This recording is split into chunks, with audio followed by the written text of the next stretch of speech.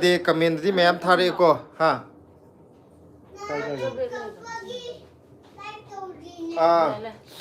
ngarang di live lakpiro na comment di mi khara lakpane ko ado thabak chin badagi pharak ta dana lakti lakning ba adu ju thabak tu yadra ba adu dugi ngarang di laktre blessy ju live lakning na pung 12 makhai tare aduga live changji live tokji aina pung 12 makhai tare thingai rang kapini like lap yaw kano tokdre live tokdre na hojik blessy ju sanga ka dore ngarang live ta hogdabagi toithelo namdena live che adu ta namgiro ye sida phayan ka khalo lo adu ta namba yadri hai ba mama la to godong adu thamgro sa ta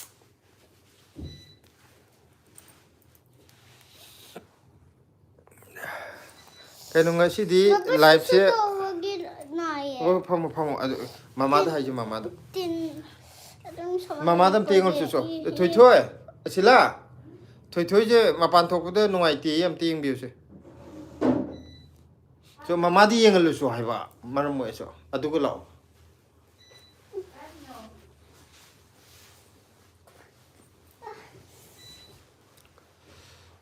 sajid ning thok jam change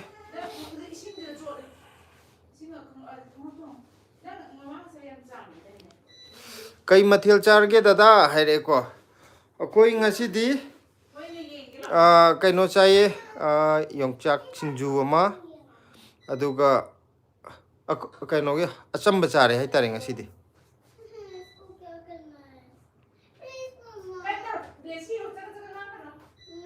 adu kai no di sarjit oidi kari enjang charge ngasi je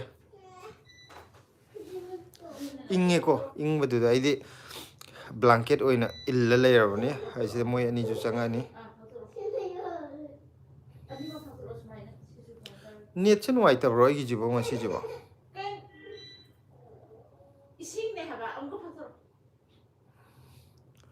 aidi mi ju chang payam tappe adugo net che ai phajana chatpra chattabra khangdre ai kaino je net che amu bera to bu yaw ne bai khangdawe cái đâu ra cái lỗ lỗ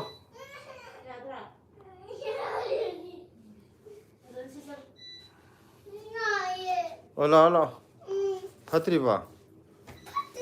phát ra ní là phát đi là phải phải là không đi là tay thua lo cái nón pi đây này tay thua lo cái nón pi ra đâu cái nón pi ra đâu này à rồi chứ tay thua lo mà đã đâu cái nón pi ra đâu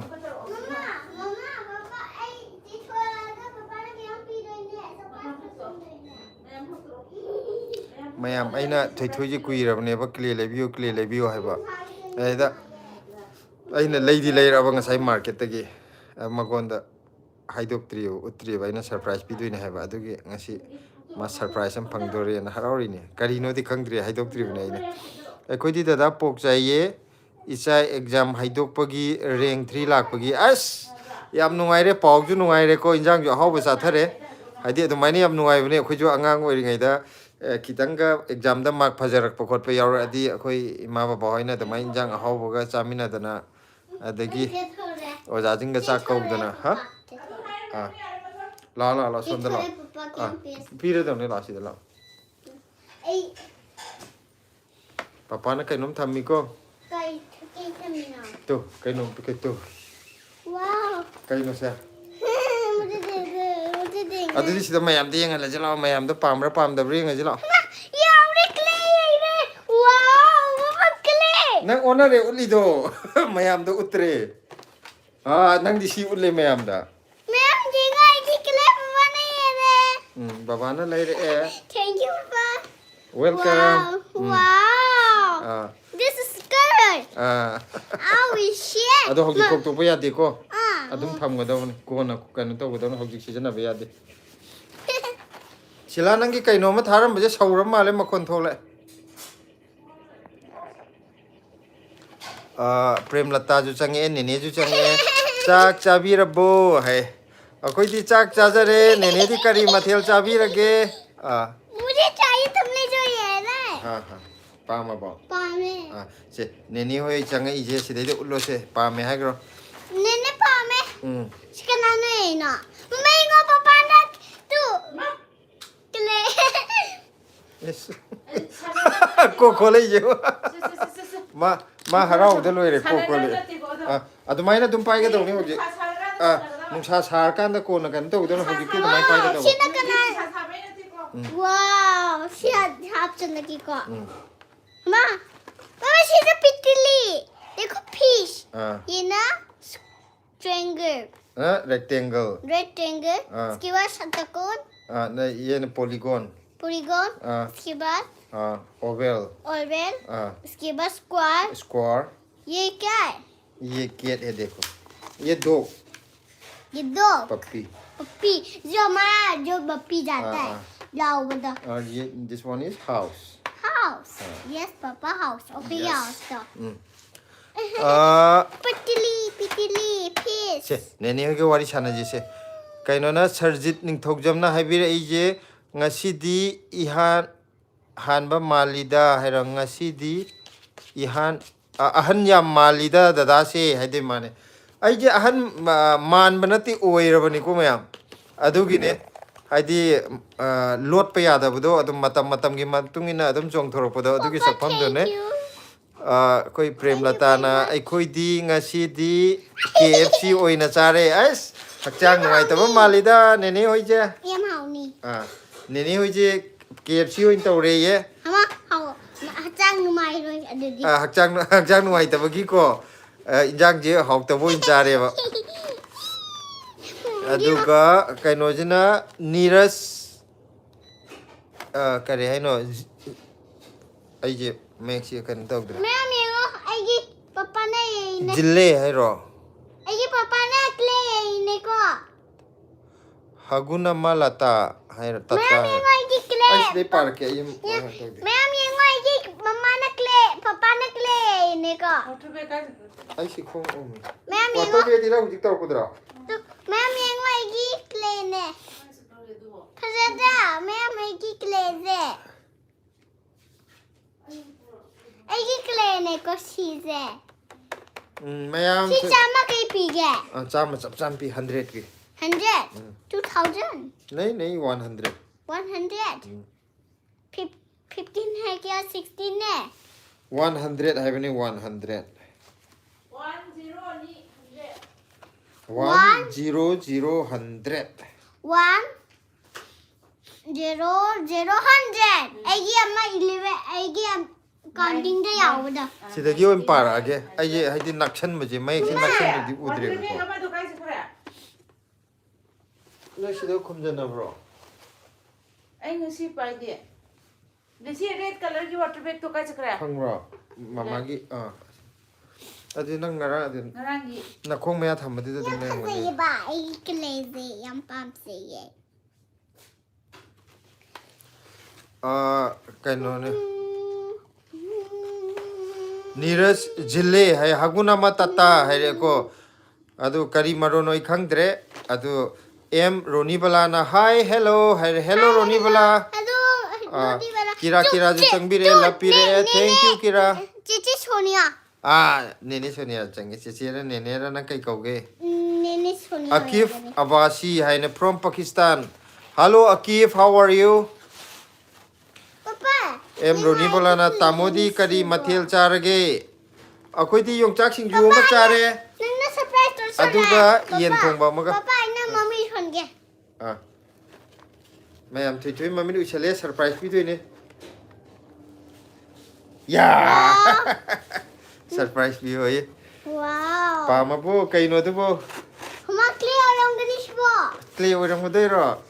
mai dil ko le huma ngogle clay khang dau sai mami du chen ge du ga hapo hoye du clay orang du ma li gai ri wow fazaiye beautiful hoye wow sundar se aduga Roni bala na tamodi kari mathel charge ai si pi gre ko aduga ko prem lata gina blessy yam phajaye hai re kama nangi clay du yam phajaye nangi jo papa okay kanana nene prem lata na oh nene prem gi ab ta lai ro basi chamana ba lai ge nene gi ju lai ge magi jo chain hapta laga lai ro cherang hapchal laga nene gi ju lai ra ka din clay Harauri. Aduga kira na happy Sankranti blessy family have ne happy Sankranti kira akoi gi maikai da gi ju kira da akoi Sankranti gi aipa paujan pijari aduga Akif Abasi love from Pakistan thank you Akif Papa nene kenjang chage Neeraj Jele Hakuna Matata Uncle Ji Hello Neeraj how are you Tata kaun sa wala tata aiji marun khangdi mai je tata je wa hai ne Shivak hai ne kitchen hai kitchen kaun sa जीवन याम फजैये ब्लेसी है रे egi clay de ma aduga akitna musu love from Pakistan Papa magi haji kya hai je kaino nangi de clay de yam fajai hai kana no जीवन ma jiban gi jab ta nahi do jeng जीवन की जलाई के लोई लगे से ama jeng da hap laga नक्स वागत है को aduga मिलन चिरोम ना हाय है रे hello Milan numa kenjang cha ado channel kaino je haurakpada hauge haira hauge akhoi gi live changbirakpada subscribe to video yauraga di matakta blessy nong thabdu da subscribe to biramo mama aduga nene soniana hello blessy haga love mayam smile ju pisal e nene soniana thank you Nang di lap pigro. Na hai pig. Mayam gi pun bagi pi ne mayam gi pul ni lapse mayam gi pullaga piri ne ye blessy na mayam gi pullaga piri ne Hello Maya. Ingo agi kale Kenjang sana de. wow udri Yam mama do phasai. Si je haji indam da pai bia de ko. Anung hayeng nung sa ju pai bia de. देखो फजदा em roni balana hi hello hai re aduga milan chirom na blessy gi clay yenge hai clay du yenge hai mamai onjan ga do Fazadra hanga. फजदा dog tu yawe dog nasi Kai kai no yar mi am dan hai ro. butterfly fish aduga rectangle aduga satakon polygon hai polygon aduga oval aduga square aduga puppy aduga yum a house उसके बाद ये adu tak nana bani tak aga sem nana roller Amma chu yan san na ba ya de ko hayeng pai na tanda. roller aduga sina kalai machu leile फजदा paje yam pam de ye che comment ma'am la ese comment am ta pa ye se wow Jipika oinam na chak charabo blessy hai chare Neeraj Jelena uncle ji Hakuna Matata emne Hakuna Matata kaigi kokuna em roni balana tamo hoi ji kadai da lai rino hai akhoi ji hojik Delhi da lai jabane tata akhoi hojik Delhi da lai jari hello kokutata ado roni bala akhoi channel subscribe to bidraga di channel subscribe to biro aduga akhoi gi video ju yengbiyo blog su Magi rani lagi kuang je akoi papa gi. kanano channel Ano male. male ko akhoi gi da Subscribe to. nau na changbira ko male adu dana subscribe to biraga kaino to biyo video ju yengbiyo nungai te habiro Piro. nene sonia gi blessy clay do amta ulo o nene di kai color no to nene da amta ulo o Ma adu hapsal ro no. color me am dom ta hai gro kai no da amana white leire aduga pink leire red leire aduga orange leire yellow leire light green leire aduga green leire blue light blue leire amana blue leire aduga purple leire brown leire amana black yes Very good. machu ya mahira Clapping to biro me am blessy na chung na hai kwe. Sina Sina sep na sep. ay hayake sina na butterfly aduga sina fish aduga sina po horse naine horse am nate polygon aduga sina rectangle very good aduga sina oval aduga sina square aduga sina doggy aduga sina house very good sina Roller. lower sina ꯇꯛꯅꯕꯗꯣ ꯑꯗꯨꯒ ꯀꯩꯅꯣꯗꯤ ꯃꯈꯨꯠꯇꯔꯣ ꯌꯥꯔꯦ Milan ꯆꯤꯔꯣꯝꯅ ꯕ꯭ꯂꯦꯁꯤꯅ ꯂꯣꯟ ꯈꯣꯏꯔꯤꯁꯦ ꯀꯔꯤꯒꯤꯅꯣ ꯍꯥꯏ ꯕ꯭ꯂꯦꯁꯤ ꯂꯣꯟ ꯈꯣꯏꯔꯤꯁꯦ ꯑꯇꯩꯒꯤ ꯅꯠꯇꯦꯀꯣ ꯁꯤꯗꯩꯗ ꯁꯨꯝ ꯃꯥ ꯍꯤꯟꯗꯤ ꯉꯥꯡꯈꯤꯕꯗꯣ ꯍꯤꯟꯗꯤ ꯉꯥꯡꯈꯤꯕꯗꯤ ꯁ꯭ꯀꯨꯜꯗ ꯀꯔꯤꯗ ꯁꯤꯗ ꯃꯩꯇꯩ ꯑꯝꯇ ꯌꯥꯎꯗꯕꯅꯤꯅ ꯃꯣꯏ ꯄꯨꯟꯕꯗꯣ ꯃꯌꯥꯡꯒ ꯑꯗꯨꯝ ꯄꯨꯜꯂꯕꯅꯤꯅ ꯍꯤꯟꯗꯤꯗ ꯑꯗꯨꯝ ꯆꯠꯈ꯭ꯔꯦꯗꯅꯀꯣ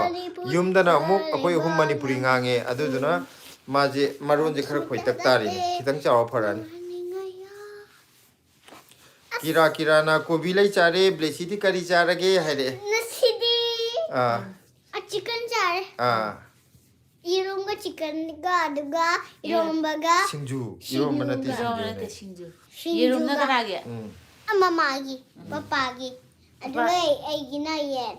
ꯄꯄꯥꯒꯤꯁꯨ ꯌꯦꯟ ꯅꯠꯇ꯭ꯔꯣ नीरज जिले ना अंकल जी सोती बेनू का नाम बेनू का नाम क्या है ꯑꯗꯨꯗꯤ हुमांग सोई का हाइजल ब्लेसी है हमारी चैनल का नाम भी ब्लेसी है उसके नाम से लिया है मेरी हमारे चैनल को सब्सक्राइब कर दीजिए एयर गेमिंग ना हेलो है जो मिलन कमेंट चिरोम में ने मेरी यम फोटो फसे है ये ना है तो इससे टक करो उसके बाद मेरी ब्लेसी आएगा आपका नाम फोटो पूछ रहे आपका नाम क्या है Nathumbam Blessy okay Nathumbam Blessy okay like game तो चलो इशा इशागी स्क्रीन दा खोपक अनि थाजला दुगा लाइम थोजे इशा इशागी स्क्रीन दा दबा तब तो बिया दुगा लाइम थोजे अदु कइनोगी सर्जन निंथौजमना इनम्मा फुरितसे याम लुमनी इनम्मा फुरितसे याम लुमनी हायरे आई मनुंग दे जॉगिंग हम ले ले याम इंगे आई ना इंगे ना तोन फुले आता जोंगिंग येगला वाटर बैग अनि सुने ओ मिजे खोंग जे याम इंगल ले बाई मिलन चिरोम नजु याम फजेये हायरे यारे यारे यारे फजे हायरे यारे होरेन ने मीने येंगे हागा ना उलो नीरज जिले ना uncle ji you are from North East India yes we are from Manipur you are very you are right Philumon hi hareko Johnson Thogdam yam phajaye lamhenjanu phurak chani hai mai kaino maming jam post ta wani ta bro maming la channel maming ne lamhenjanu phurak chani hai ada nate maming tholi maming thola jana blessino account tholi maming ne blessino tholi sumai Milas David na noksele Krishna Mohan Moirang Them na hi haireko mayam thenna M Ronibala na hoi haire Ronibala na hoi anobune haireko Ronibala khogi live ta changbirak pagi yam nungaire thank you adu subscribe su tobiramo aduga khogi video jo yengbiyo nungai nungai te dum haibiro numaya hayo hayapio Air Gaming na bro I am new have ne thank you Air Gaming for coming to our live okay Muhammad Absar Khan Elina hai ko Johnson Thogdam na yam haire blessy se hai ko aduga Anjali KS2 Kerala da kanu lai hai dane Anjali je hey blessy hai ma kanu ki tauri habdo Sonia ning thogdam yengi hayo hayo blessy ki clay yengo nang na mayam blessy ki clay ji yengbiyo hairo aduga egi klede yengi ko iro thoke to haji papa na le rak pane haji ki papa le yayin nang ka de yayin spa market gi nang hai ba de haga nang yi hao ba papa yao ba ama tang yaram me market ne ayane da ne toy gi ne blessy gi ne sima ka yaram me only one kaida ye mina market ta market ayne market ayane market two number 2 get number 2 metro gate number 2 mana ayne market ayane market yare mi myam na yeng o hai aduga Sonia ni thogjamna ngasidi aikhoi blessy se maram yamoe papa na clay lebi bagi maliko aigi ju leiro mane aseng bagi ne mana aiju yeiro aigi em Ronibala na tamo hoi je Delhi da kari taurino hai akhoi je kari taurino de akhoi blog yengaga khangbirani akhoi blog ta lo yawbuni ko hauji haidok charoi ge blog yengna na blog ti yengbiro aduga Krishna Mohan Moirang Them na I love blessy nong hai Okay. Thank you very much. Aduga Tanjim Haibaniko. कहाँ से हो है हम मणिपुर का हूँ रोशनी लाइश्रमना कई मथेल चागे कक्का है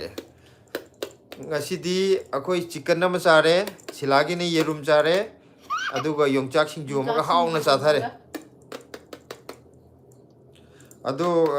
kainoi di rosni di kari mathel charage ngasi mayam je ahan madadi aina loi hangrabani ko kari kari kaino chare khole ado akon ba changbira ko jingji jo haibiro ngasi di kari mathel chagrage ingbajida injang mathel di loi hawram gani khale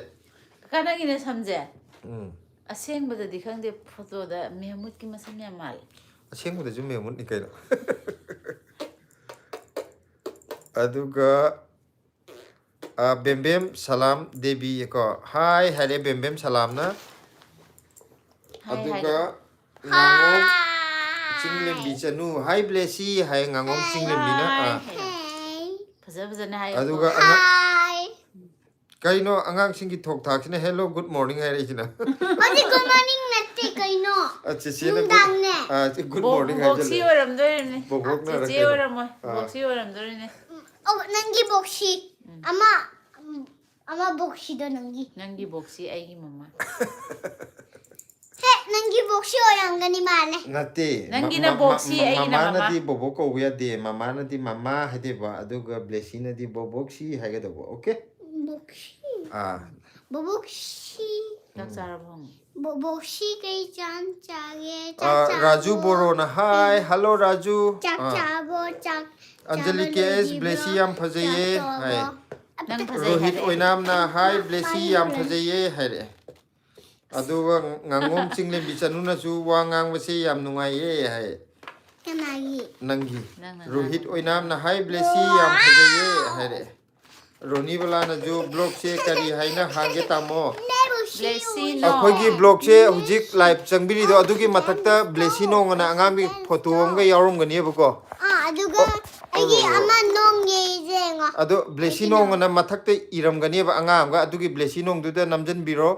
aduga blessy no du namaga subscribe ki option tholakani agi papa na agi akhoi hujik mobile ki screen ki makok tu da blessy no ngana thokpi anga masa magi photo am thokone ai ye podai blessy na anga ai gi ne do photo Rosni Laishram na soibum iron ba chai kaka ai favorite ne soibum iron ba je ai di soibum ji iron ba cha ba am hawe ba ai di silana muk soibum je thong na cha ba pam ja ba ai ne iron la cha ba pam nga ga thong de ni ko soibum kang hau ju hawi soibum ji la hawi aduga milan na pok ka nga ga chai milan gi di ahaw ba ni sure double loi chale ahaw ba je yam hauni moi miragi air gaming mai ji kari no adum manung da layo ai sida amuk phamge aduga Rosni Laishram na blessy se yam nungsiye hai blessy yam nungsi hai re aduga ai sida uni nang nungsi hare ke hade no thank you ado nangi su dungsi lapi ra adu mayam akhoi gi channel je hujik kaino tok daba subscribe tawbidaba yawbiragadi mathakta blessy nong na angangi photo ama blessy na pi ngai gi photo ama ga thokpone adugi blessy nong du da namjan biraga subscribe to subscribe tokshin biramo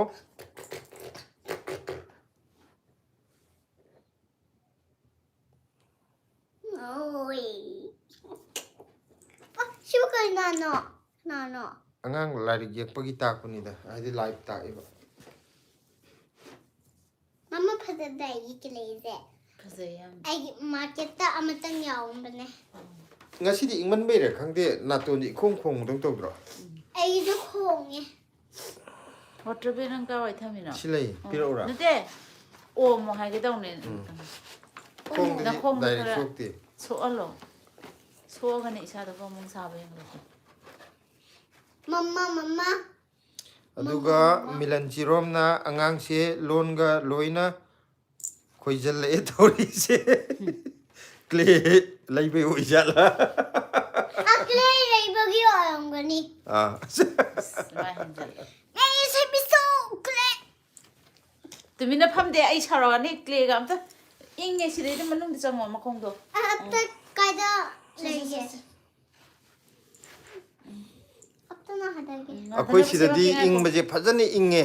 ꯌꯨꯝꯗꯁꯨ ꯏꯪꯕꯗꯤ ꯏꯪꯉꯝꯒꯅꯤ ꯑꯗꯣ ꯌꯨꯝꯗꯗꯤ ꯅꯨꯡꯗꯥꯡ ꯏꯪꯉꯁꯨ ꯑꯌꯨꯛ ꯅꯨꯡꯊꯤꯟꯗꯗꯤ ꯈꯔ ꯁꯥꯏꯌꯦꯅ ꯇꯥꯏ ꯅꯨꯡꯊꯤꯟꯗꯗꯤ ꯑꯗꯣ ꯁꯤꯗꯗꯤ ꯅꯨꯡꯊꯤꯟꯗꯁꯨ ꯅꯨꯡꯁꯥꯕꯨꯗꯤ ꯊꯣꯛꯑꯒꯁꯨ ꯌꯥꯝ ꯀꯥ ꯍꯦꯟꯅ ꯁꯥꯕꯗꯤ ꯑꯣꯏꯗꯦ ꯁꯤꯗꯩꯁꯤꯗ ꯔꯣꯁꯅꯤꯅ ꯀꯀꯥꯒ ꯏꯗꯣꯝꯆꯥꯒꯁꯦ ꯌꯥꯝ ꯆꯝꯃꯤ ꯚꯤꯗꯤꯑꯣꯗ ꯌꯦꯡꯕꯗꯒꯤ ꯑꯁꯦꯡꯕ ꯎꯅꯔꯗꯤ ꯌꯥꯝ ꯅꯨꯡꯉꯥꯏꯅꯤꯌꯦ ꯍꯥꯏ ꯑꯩꯈꯣꯏ ꯍꯌꯦꯡ ꯌꯨꯝ ꯊꯣꯛꯂꯛꯄꯗ ꯎꯅꯁꯦ ꯂꯣꯏ ꯎꯅꯗꯣꯏꯅꯦ ꯑꯩꯈꯣꯏꯒꯤ ꯁꯕꯁꯀ꯭ꯔꯥꯏꯕꯔꯁꯤꯡꯒ ꯂꯣꯏ ꯎꯅꯗꯣꯏꯅꯦ ꯑꯩꯈꯣꯏ ꯈꯜꯂꯤꯅꯤ ꯌꯨꯝ ꯊꯣꯛꯄ ꯃꯇꯝꯗꯗꯤ ꯃꯌꯥꯝꯁꯦ ꯑꯩꯈꯣꯏꯒꯤ ꯀꯩꯅꯣ ꯇꯧꯔꯒ ꯃꯇꯝ ꯑꯃ ꯃꯇꯝ ꯍꯥꯏꯅꯔꯒ ꯑꯃ ꯅꯨꯃꯤꯠ ꯑꯃ ꯍꯥꯏꯅꯔꯒ ꯂꯦꯞꯅꯔꯒꯀꯣ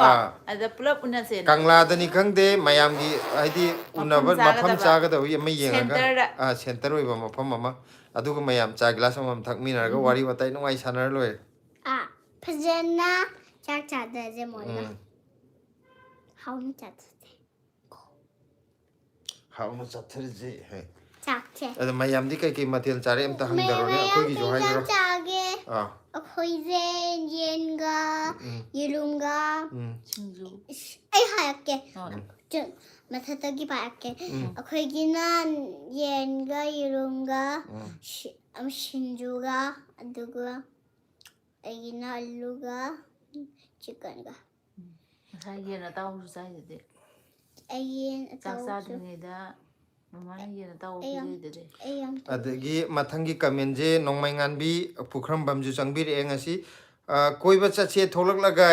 ꯆꯠꯊꯁꯦ ꯀꯣꯏꯕꯗꯤ ꯑꯁ ꯌꯥꯝ ꯄꯥꯝꯃꯦ ꯀꯣꯏꯕꯗꯤ ꯌꯥꯝ ꯄꯥꯝꯕ ꯉꯥꯛꯇꯅꯤ ꯀꯥꯔ ꯇꯣꯡꯁꯦ ꯑꯣꯇꯣ ꯇꯣꯡꯁꯦꯔ ꯍꯥꯏꯌꯣ ꯀꯥꯔ ꯇꯣꯡꯁꯤꯔꯣ ꯑꯣꯇꯣ ꯇꯣꯡꯁꯤ ꯏ ꯔꯤꯛꯁꯥꯗ ꯆꯠꯀꯗꯣꯏꯅꯤ ꯑꯣꯇꯣꯗ ꯆꯠꯁꯦ ꯁꯪꯒꯥꯔꯤꯗ ꯇꯣꯡꯉ ꯆꯠꯊꯈ꯭ꯔ ꯂꯣꯏꯔꯦ ꯀꯣꯛꯁꯨ ꯉꯥꯎꯗꯕꯤ ꯅꯪ ꯁꯪꯒꯥꯔꯤ ꯈꯪꯕ꯭ꯔꯥ ꯈꯪꯉꯦ ꯀꯃꯥꯏꯅ ꯇꯧꯕ ꯁꯪꯒꯥꯔꯤꯗꯤ ꯅꯪꯗꯤ ꯎꯁꯨ ꯎꯔꯝꯒꯤꯔꯣ ꯎꯔꯝꯃꯣꯏ ꯃꯌꯥꯝ ꯀꯣꯏꯕ ꯆꯠꯁꯦ ꯀꯣꯏꯕꯗꯤ ꯌꯥꯝ ꯄꯥꯝꯖꯩ ꯑꯩꯗꯤ ꯀꯔꯝꯕ ꯁꯪꯒꯥꯏꯅꯣ ꯁꯟꯒꯥꯔꯤ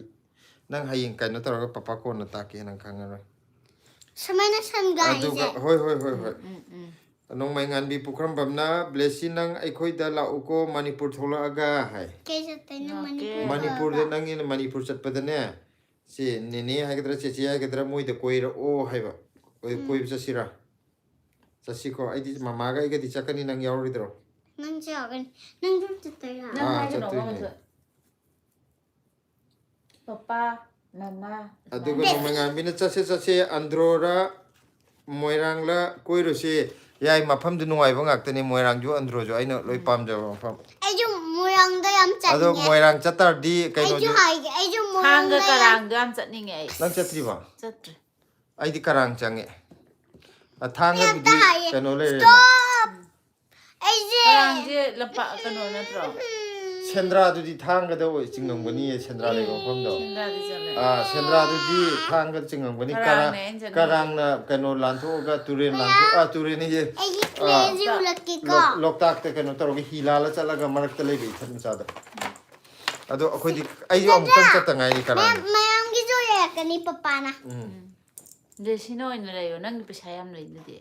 ꯁꯥꯟꯅ ꯁꯥꯟꯅꯕꯅꯦ ꯀꯔꯤꯕ ꯍꯧꯖꯤꯛꯀꯤꯗꯣ ꯁꯥꯟꯅ ꯁꯥꯟꯅꯕꯅꯦ ꯅꯪꯒꯤ ꯄꯩꯁꯥꯗꯨꯅ ꯁꯅꯥ ꯕ꯭ꯂꯦꯁꯤꯒꯤ ꯁꯥꯟꯅꯕ ꯄꯩꯁꯥ ꯂꯩꯕꯗꯤ ꯁꯅꯥ ꯁꯥꯟꯅꯕꯅꯤ ꯀꯥꯏꯊꯣꯛꯄ ꯌꯥꯗꯦ ꯑꯩꯉꯣꯟꯗ ꯑꯣꯏ ꯂꯩꯌꯨꯌꯦ ꯃꯌꯥꯝꯒꯤꯗꯤ ꯁꯦ ꯂꯥꯏꯛ ꯑꯝꯇ ꯅꯝꯃꯣ ꯑꯝꯇ ꯍꯥꯏꯈ꯭ꯔꯣ ꯏꯁꯥꯒꯤ ꯁ꯭ꯀ꯭ꯔꯤꯟꯗ ꯈꯨꯄꯥꯛ ꯑꯅꯤ ꯊꯥꯖꯤꯜꯂ ꯑꯗꯨꯒ ꯂꯩꯔꯣꯏ ꯏꯁꯥꯒꯤ ꯁ꯭ꯀ꯭ꯔꯤꯟꯗ ꯗꯕꯜ ꯇꯦꯞ ꯇꯧꯕꯤꯔꯣ ꯑꯗꯨꯒ ꯂꯩꯔꯣ ꯑꯗꯨꯒ ꯀꯩꯅꯣꯅ ꯔꯣꯁꯅꯤ ꯂꯥꯏꯁ꯭ꯔꯝꯅ ꯀꯔꯝ ꯀꯥꯟꯗ ꯀꯔꯝ ꯀꯥꯟꯐꯧ ꯂꯥꯏꯚ ꯇꯧꯈꯤꯗꯣꯏꯅꯣ ꯀꯀꯥ ꯄꯨꯡꯗꯣ ꯍꯥꯏ ꯍꯧꯖꯤꯛꯁꯦ ꯄꯨꯡ 9 ꯇꯥꯔꯕꯅꯤꯅ ꯄꯨꯡ 10 ꯇꯧꯁꯤꯔꯥ ꯃꯌꯥꯝ ꯄꯨꯡ 10 ꯇꯧꯊꯔꯁꯦ ꯉꯁꯤ ꯑꯗꯨꯒ ꯁꯨꯁꯃꯥ ꯊꯤꯡꯉꯨꯖꯝꯅ ꯍꯥꯏ ꯕ꯭ꯂꯦꯁꯤ ꯍꯥꯏꯔꯦꯀꯣ ꯑꯗꯨꯒ ꯃꯤꯂꯟ ꯆꯤꯔꯣꯝꯅ ꯑꯗꯨꯗꯤ ꯂꯝꯁꯥꯡ ꯕꯖꯥꯔ ꯂꯥꯛꯑꯣꯅꯦ ꯑꯗꯨꯒ ꯀꯀꯥ ꯍꯣꯏꯁꯦ ꯆꯍꯤ ꯀꯌꯥ ꯁꯨꯔꯒꯦ ꯗꯦꯜꯂꯤꯗ ꯂꯩꯕ ꯗꯦꯜꯂꯤꯗ ꯂꯩꯕꯁꯦ ꯑꯩꯈꯣꯏ ꯍꯧꯖꯤꯛ ꯂꯩꯔꯤꯁꯤꯗꯤ ꯆꯍꯤ 3 ꯈꯔ ꯍꯦꯜꯂꯦꯀꯣ ꯑꯗꯣ ꯑꯗꯨꯏ ꯃꯃꯥꯡꯗ ꯑꯩꯈꯣই ꯍꯥꯟꯅꯗꯤ ꯂꯩꯔꯝꯃꯦ ꯃꯃꯥꯡꯗ ꯀꯀꯥ ꯃꯇꯣꯟꯗ ꯃꯌꯨꯝ ꯑꯗꯨ ꯃꯇꯝꯗꯨꯗꯅ ꯕ꯭ꯂꯦꯁꯤꯒ ꯃꯃꯥꯒ ꯌꯥꯎꯗ꯭ꯔꯤꯉꯩꯗ ꯑꯩ ꯑꯃꯨꯛ ꯀꯨꯏꯅ ꯂꯩꯔꯝꯃꯦꯕ ꯍꯥꯟꯅ ꯃꯔꯛꯇ ꯑꯇꯣꯞꯄ ꯖꯒꯥ ꯑꯃꯗ ꯑꯃꯨꯛ ꯌꯥꯎꯗ꯭ꯔꯤꯉꯩ ꯂꯩꯔꯨꯔꯦ ꯍꯥꯏꯕꯒꯤ ꯑꯥꯔꯊꯗꯤ ꯂꯨꯍꯣꯡꯗ꯭ꯔꯤꯉꯩꯗ ꯍꯥꯏꯕꯅꯤꯀꯣ ꯃꯥꯒꯤ ꯈ꯭ꯋꯥꯏꯁꯦ ꯌꯥꯗꯦ ꯑꯗꯣ ꯀꯩꯅꯣ ꯑꯩ ꯏꯇꯣꯝꯗ ꯑꯣꯏꯔꯤꯉꯩ ꯃꯣꯏ ꯑꯅꯤ ꯆꯦꯟꯅꯗ꯭ꯔꯤꯉꯩꯗ ꯍꯥꯏꯇꯥꯔꯦ ꯑꯗꯨ ꯀꯩꯅꯣ ꯇꯧꯔꯝꯃꯦ ꯍꯥꯟꯅ ꯏꯇꯣꯟꯗ ꯀꯨꯏꯅ ꯂꯩꯔꯝꯃꯦ ꯑꯇꯣꯞꯄ ꯂꯝ ꯑꯃꯗ ꯑꯃꯨꯛ ꯀꯣꯏꯊꯣꯛꯎꯔꯦ ꯃꯇꯝ ꯈꯔ ꯑꯗꯨꯒ ꯗꯦꯜꯂꯤꯗ ꯑꯃꯨꯛ ꯂꯥꯛꯑꯦ ꯗꯦꯜꯂꯤꯗ ꯍꯧꯖꯤꯛ ꯑꯩꯈꯣꯏ ꯆꯍꯤ 3 ꯈꯤꯇꯪ ꯍꯦꯜꯂꯛꯑꯦ ꯂꯝꯁꯥꯡ ꯕꯖꯥꯔꯗ ꯎꯅꯕ ꯌꯥꯔꯦ ꯂꯝꯁꯥꯡ ꯕꯖꯥꯔꯗꯒꯤ ꯑꯃꯨꯛ ꯆꯠꯊꯕ ꯌꯥꯔꯦ ꯂꯝꯁꯥꯡꯗꯤ ꯑꯩꯈꯣꯏ ꯄꯔꯦꯡ ꯑꯣꯏꯔꯝꯅꯤꯅꯀꯣ Papa, aina lohong mama na lohong baju majo behenda challe. Majo lohong baju. ꯑꯗꯨꯒ Nang jo lohong aga kama gari da chali ayo. ꯑꯩꯔꯣ ꯑꯩꯗꯤ ꯁꯪꯒꯥꯔꯤ ꯇꯣꯡꯉ ꯆꯠꯂꯤ Nay shangai da na. ꯁꯪꯒꯥꯔꯤꯗꯤ ꯃꯥ ꯈꯪꯉꯔꯣꯏ ꯃꯥ ꯈꯪꯕ ꯑꯃ ꯍꯥꯏꯌꯨ ꯑꯩꯗꯤ ꯁꯒꯣꯜ ꯒꯥꯔꯤꯗ ꯑꯩꯈꯣꯏ ꯍꯣꯔꯁ ꯇꯧꯔ ꯊꯧꯕꯗꯣ ꯀꯨꯗ꯭ꯔꯨꯛ Nangje. ꯄꯄꯥꯁꯦ Nang halagaju nang gari da tongi. ꯑꯩ ꯇꯣꯡꯗꯦ ꯅꯪ ꯀꯃꯥꯏꯅ ꯈꯪꯉꯤꯕ ꯑꯩ ꯒꯥꯔꯤ ꯇꯣꯡꯉꯤꯗꯤ Ay chichi gi retap to romane. ꯄꯄꯥꯗꯤꯀꯣ ꯂꯨꯍꯣꯡꯕꯗ ꯀꯩꯗ ꯆꯠꯂꯤ ꯈꯪꯕ꯭ꯔꯥ ꯁꯥꯏꯀꯜ ꯇꯣꯡꯉ ꯆꯠꯂꯤ Thiba. ꯃꯦꯃꯨꯠ ꯍꯥꯏꯌꯣ Menmut chatte. ꯀꯩ ꯍꯥꯏꯅꯣ ꯁꯤꯁꯤꯅ ꯂꯨꯏꯁ ꯑꯣꯔꯤꯖꯤꯅꯦꯜ ꯍꯥꯏꯕ ꯑꯣꯏꯔ ꯃꯥꯅ ꯃꯥꯏꯁꯦ ꯕ꯭ꯂꯦꯁꯤ ꯑꯦꯟꯗꯤꯅꯦ ꯍꯥꯏꯔꯦ ꯍꯦꯜꯂꯣ ꯑꯦꯟꯗꯤ Hello Andy. ꯑꯗꯨꯒ ꯅꯤꯡꯖꯕ ꯍꯥꯏꯀꯣ ꯀꯔꯝꯕ ꯃꯇꯝꯗ ꯂꯥꯛꯀꯗꯧꯕꯅꯣ ꯃꯅꯤꯄꯨꯔꯗ ꯂꯥꯛꯇꯣꯏꯁꯦ ꯍꯧꯖꯤꯛ ꯑꯦꯛꯖꯦꯛ ꯈꯪꯕꯗꯤ ꯉꯝꯗ꯭ꯔꯤ ꯑꯗꯣ ꯑꯩꯈꯣꯏ ꯀꯩꯅꯣ ꯇꯧꯔ ꯀꯟꯐꯥꯔꯝ ꯇꯥꯔꯀꯥꯟꯗ ꯃꯌꯥꯝꯗ ꯍꯥꯏꯖꯔꯛꯀꯦ ꯀꯨꯏꯗꯤ ꯀꯨꯏꯔꯔꯣꯏ ꯃꯌꯥꯝ ꯅꯣꯡꯃꯥꯏꯉꯥꯟꯕꯤ ꯄꯨꯈ꯭ꯔꯝꯕꯝꯅ ꯆꯠꯁꯦ ꯀꯨꯏꯔꯦ ꯆꯠꯇꯕ ꯆꯍꯤ 5 ꯁꯨꯔꯝꯃꯅꯤ ꯆꯠꯇꯕ ꯑꯁ ꯑꯩꯗꯤ ꯀꯨꯏꯔꯦ ꯂꯣꯛꯇꯥꯛ ꯆꯠꯇꯕ ꯂꯣꯛꯇꯥꯛꯇ ꯆꯠꯄꯁꯤ ꯕꯕꯥ ꯂꯩꯉꯩ ꯃꯃꯥꯡꯗ ꯆꯠꯄꯅꯦ ꯑꯩꯗꯤ ꯂꯣꯛꯇꯥꯛꯇ ꯅꯠꯇꯦ ꯑꯃꯨꯛꯈꯛ ꯆꯠꯄꯗꯣ ꯑꯗꯨꯗꯤ ꯀꯩꯅꯣꯒꯤ ꯁꯣꯔꯥꯛꯀꯤ ꯆꯠꯄꯗꯣ ꯅꯠꯇ꯭ꯔꯣ ꯑꯗꯨꯅ ꯋꯥꯡꯖꯤꯡ ꯂꯣꯝꯗꯅꯤꯗꯅ ꯎꯌꯥꯂꯣꯝ ꯆꯠꯄꯗꯣ ꯀꯨꯏꯔꯦꯗ ꯑꯗꯨꯒ ꯂꯣꯛꯇꯥꯛ ꯆꯠꯄꯗꯤ ꯂꯨꯍꯣꯡꯗ꯭ꯔꯤꯉꯩꯗꯅꯦ ꯑꯩ ꯆꯠꯄꯗꯣ ꯑꯩꯁꯨ ꯂꯨꯍꯣꯡꯗ꯭ꯔꯤꯉꯩꯗ ꯆꯠꯄꯗ ꯅꯪꯗꯤ ꯂꯨꯍꯣꯡꯗ꯭ꯔꯤꯅꯦ ꯑꯩ ꯆꯠꯄꯗꯣ ꯀꯟꯐ꯭ꯌꯨꯁ ꯑꯣꯏꯍꯟꯒꯦ ꯇꯧꯅꯦ Friends order. Papa, after Joker orange. Haziki. ꯆꯍꯤ ꯀꯩꯅꯣꯃꯨꯛꯇꯤ ꯁꯨꯔꯝꯒꯅꯤ Manusibada. ꯑꯩꯈꯣꯏ ꯂꯨꯍꯣꯡꯉꯤꯁꯦ ꯆꯍꯤ 2018 ꯆꯍꯤ 9 ꯃꯨꯛ ꯁꯨꯔꯝꯒꯅꯤ ꯑꯩꯅ ꯆꯠꯄꯗꯣ 2017 ꯑꯗꯥꯏꯗ ꯑꯣꯏꯔꯝꯗꯧ ꯃꯥꯜꯂꯦ ꯊꯣꯏ ꯉꯥꯏꯈꯣ ꯅꯪ ꯄꯪꯍꯥꯞ ꯊꯥꯞꯆꯜꯂꯦ Nungsiba aptata. Si nungsida. ꯅꯨꯡꯁꯤꯌꯦ ꯌꯥꯔꯦ Si nungsibane. ꯌꯥꯔꯦ ꯑꯗꯨ ꯇꯨꯃꯤꯟꯅ ꯑꯗꯨꯝ ꯌꯦꯡꯉꯣꯀꯣ ꯅꯪ ꯅꯨꯡꯁꯤꯕꯗ ꯑꯗꯨꯝ ꯌꯦꯡꯍꯜꯂꯁꯤ ꯑꯗꯨꯒ ꯂꯨꯏꯁ ꯑꯣꯔꯤꯖꯤꯅꯦꯜꯅ ꯑꯩꯁꯦ ꯑꯦꯟꯗꯤꯅꯦ ꯃꯤ ꯍꯥꯏ ꯃꯥꯅꯤ ꯍꯦꯜꯂꯣ ꯑꯦꯟꯗꯤ ꯍꯦꯜꯂꯣ ꯍꯥꯏꯔꯦꯀꯣ ꯑꯗꯨꯒ ꯅꯣꯡꯃꯩꯉꯥꯟꯕꯤꯅ ꯍꯤ ꯇꯣꯡꯁꯦ ꯑꯗꯨꯒ ꯑꯟꯗ꯭ꯔꯣꯗꯤ ꯍꯧꯖꯤꯛꯁꯨ ꯃꯤ ꯌꯥꯝꯅ ꯆꯠꯅꯔꯤꯕꯅꯤ ꯆꯦꯔꯤ ꯕ꯭ꯂꯣꯁꯝ ꯌꯦꯡꯕ ꯑꯣꯀꯦ ꯑꯟꯗ꯭ꯔꯣꯗꯁꯨ ꯆꯦꯔꯤ ꯕ꯭ꯂꯣꯁꯝ ꯀꯩꯅꯣ ꯂꯩ ꯃꯣꯏ ꯄꯥꯔꯛꯇꯨꯗ ꯑꯣꯏꯔꯝꯒꯅꯤ ꯑꯩꯗꯤ ꯆꯦꯔꯤ ꯕ꯭ꯂꯣꯁꯝꯒꯤꯁꯤꯗꯤ ꯈꯪꯗꯦ ꯑꯗꯨꯒ ꯐꯖꯔꯝꯒꯅꯤ ꯂꯨꯏ ꯑꯣꯔꯤꯖꯤꯅꯦꯜꯅ ꯍꯦꯜꯂꯣ ꯕ꯭ꯂꯦꯁꯤ ꯑꯩ ꯑꯦꯟꯗꯤꯅꯦ ꯍꯥꯏ ꯃꯥꯏꯁꯦ ꯑꯉꯥꯡ ꯑꯣꯏꯔꯝꯗꯧ ꯃꯥꯜꯂꯦ ꯑꯦꯟꯗꯤꯁꯦ ꯑꯟꯖꯂꯤ ꯀꯦ ꯑꯦꯁꯅ ꯕ꯭ꯂꯦꯁꯤ ꯒꯨꯗ ꯀꯩꯅꯣꯔꯣ ꯅꯥꯏꯠ ꯍꯥꯏꯔꯦ ꯑꯦꯟꯗꯤꯗꯤ ꯀꯩꯅꯣ ꯑꯣꯏꯔꯝꯒꯅꯤꯌꯦ ꯑꯩꯈꯣꯏ ꯎꯇꯝꯒꯤ ꯃꯆꯥ ꯑꯦꯟꯗꯤ ꯀꯧꯗꯥꯏꯅꯦ ꯃꯥ ꯃꯆꯥꯅꯨꯄꯥ ꯑꯍꯟꯗꯣ ꯈꯪꯗꯦꯅꯦ ꯃꯥꯔꯥ ꯑꯣꯏꯔꯝꯒꯅꯤ ꯍꯦꯜꯂꯣ ꯑꯦꯟꯗꯤ ꯑꯗꯨꯒ ꯅꯣꯡꯃꯩꯉꯥꯟꯕꯤ ꯏꯁꯩ ꯁꯛꯄꯗꯣ ꯄꯨꯈ꯭ꯔꯝꯕꯔꯝꯅ ꯕ꯭ꯂꯦꯁꯤ ꯍꯟꯗꯛ ꯌꯥꯎꯁꯪ ꯊꯥꯕꯜ ꯆꯣꯡꯁꯤ ꯑꯩꯒ ꯀꯩꯅꯣꯁꯦ ꯂꯨꯏꯁ ꯑꯣꯔꯤꯖꯤꯅꯦꯜ ꯍꯥꯏꯁꯦ ꯑꯦꯟꯗꯤ ꯑꯩꯈꯣꯏ ꯀꯩꯅꯣꯒꯤꯔꯣ ꯁꯥꯎꯠ ꯑꯦꯛꯁꯀꯤ Sao extra ama ꯍꯥꯏꯗꯤ ꯃꯥꯒꯤ ꯗꯗꯥꯗꯣ ꯃꯣꯏ ꯆꯦꯅꯦꯜꯗꯣ ꯁꯕꯁꯀ꯭ꯔꯥꯏꯕꯄꯨꯗꯤ ꯇꯧꯔꯝꯅꯦ ꯑꯗꯣ gitar mayam ꯃꯃꯤꯡ sida ꯈꯪꯗꯦꯗꯅ ama ꯍꯦꯛꯇ yalaga thambado phajaba. ꯍꯣꯏ ꯑꯗꯨꯗ Si. ꯅꯦꯅꯦ ꯃꯥꯂꯪꯕꯤ ꯑꯪꯀꯜ ꯎꯇꯝ Uncle Utam, ꯅꯦꯅꯦ ꯃꯥꯂꯪꯕꯤ Nini Malangbi.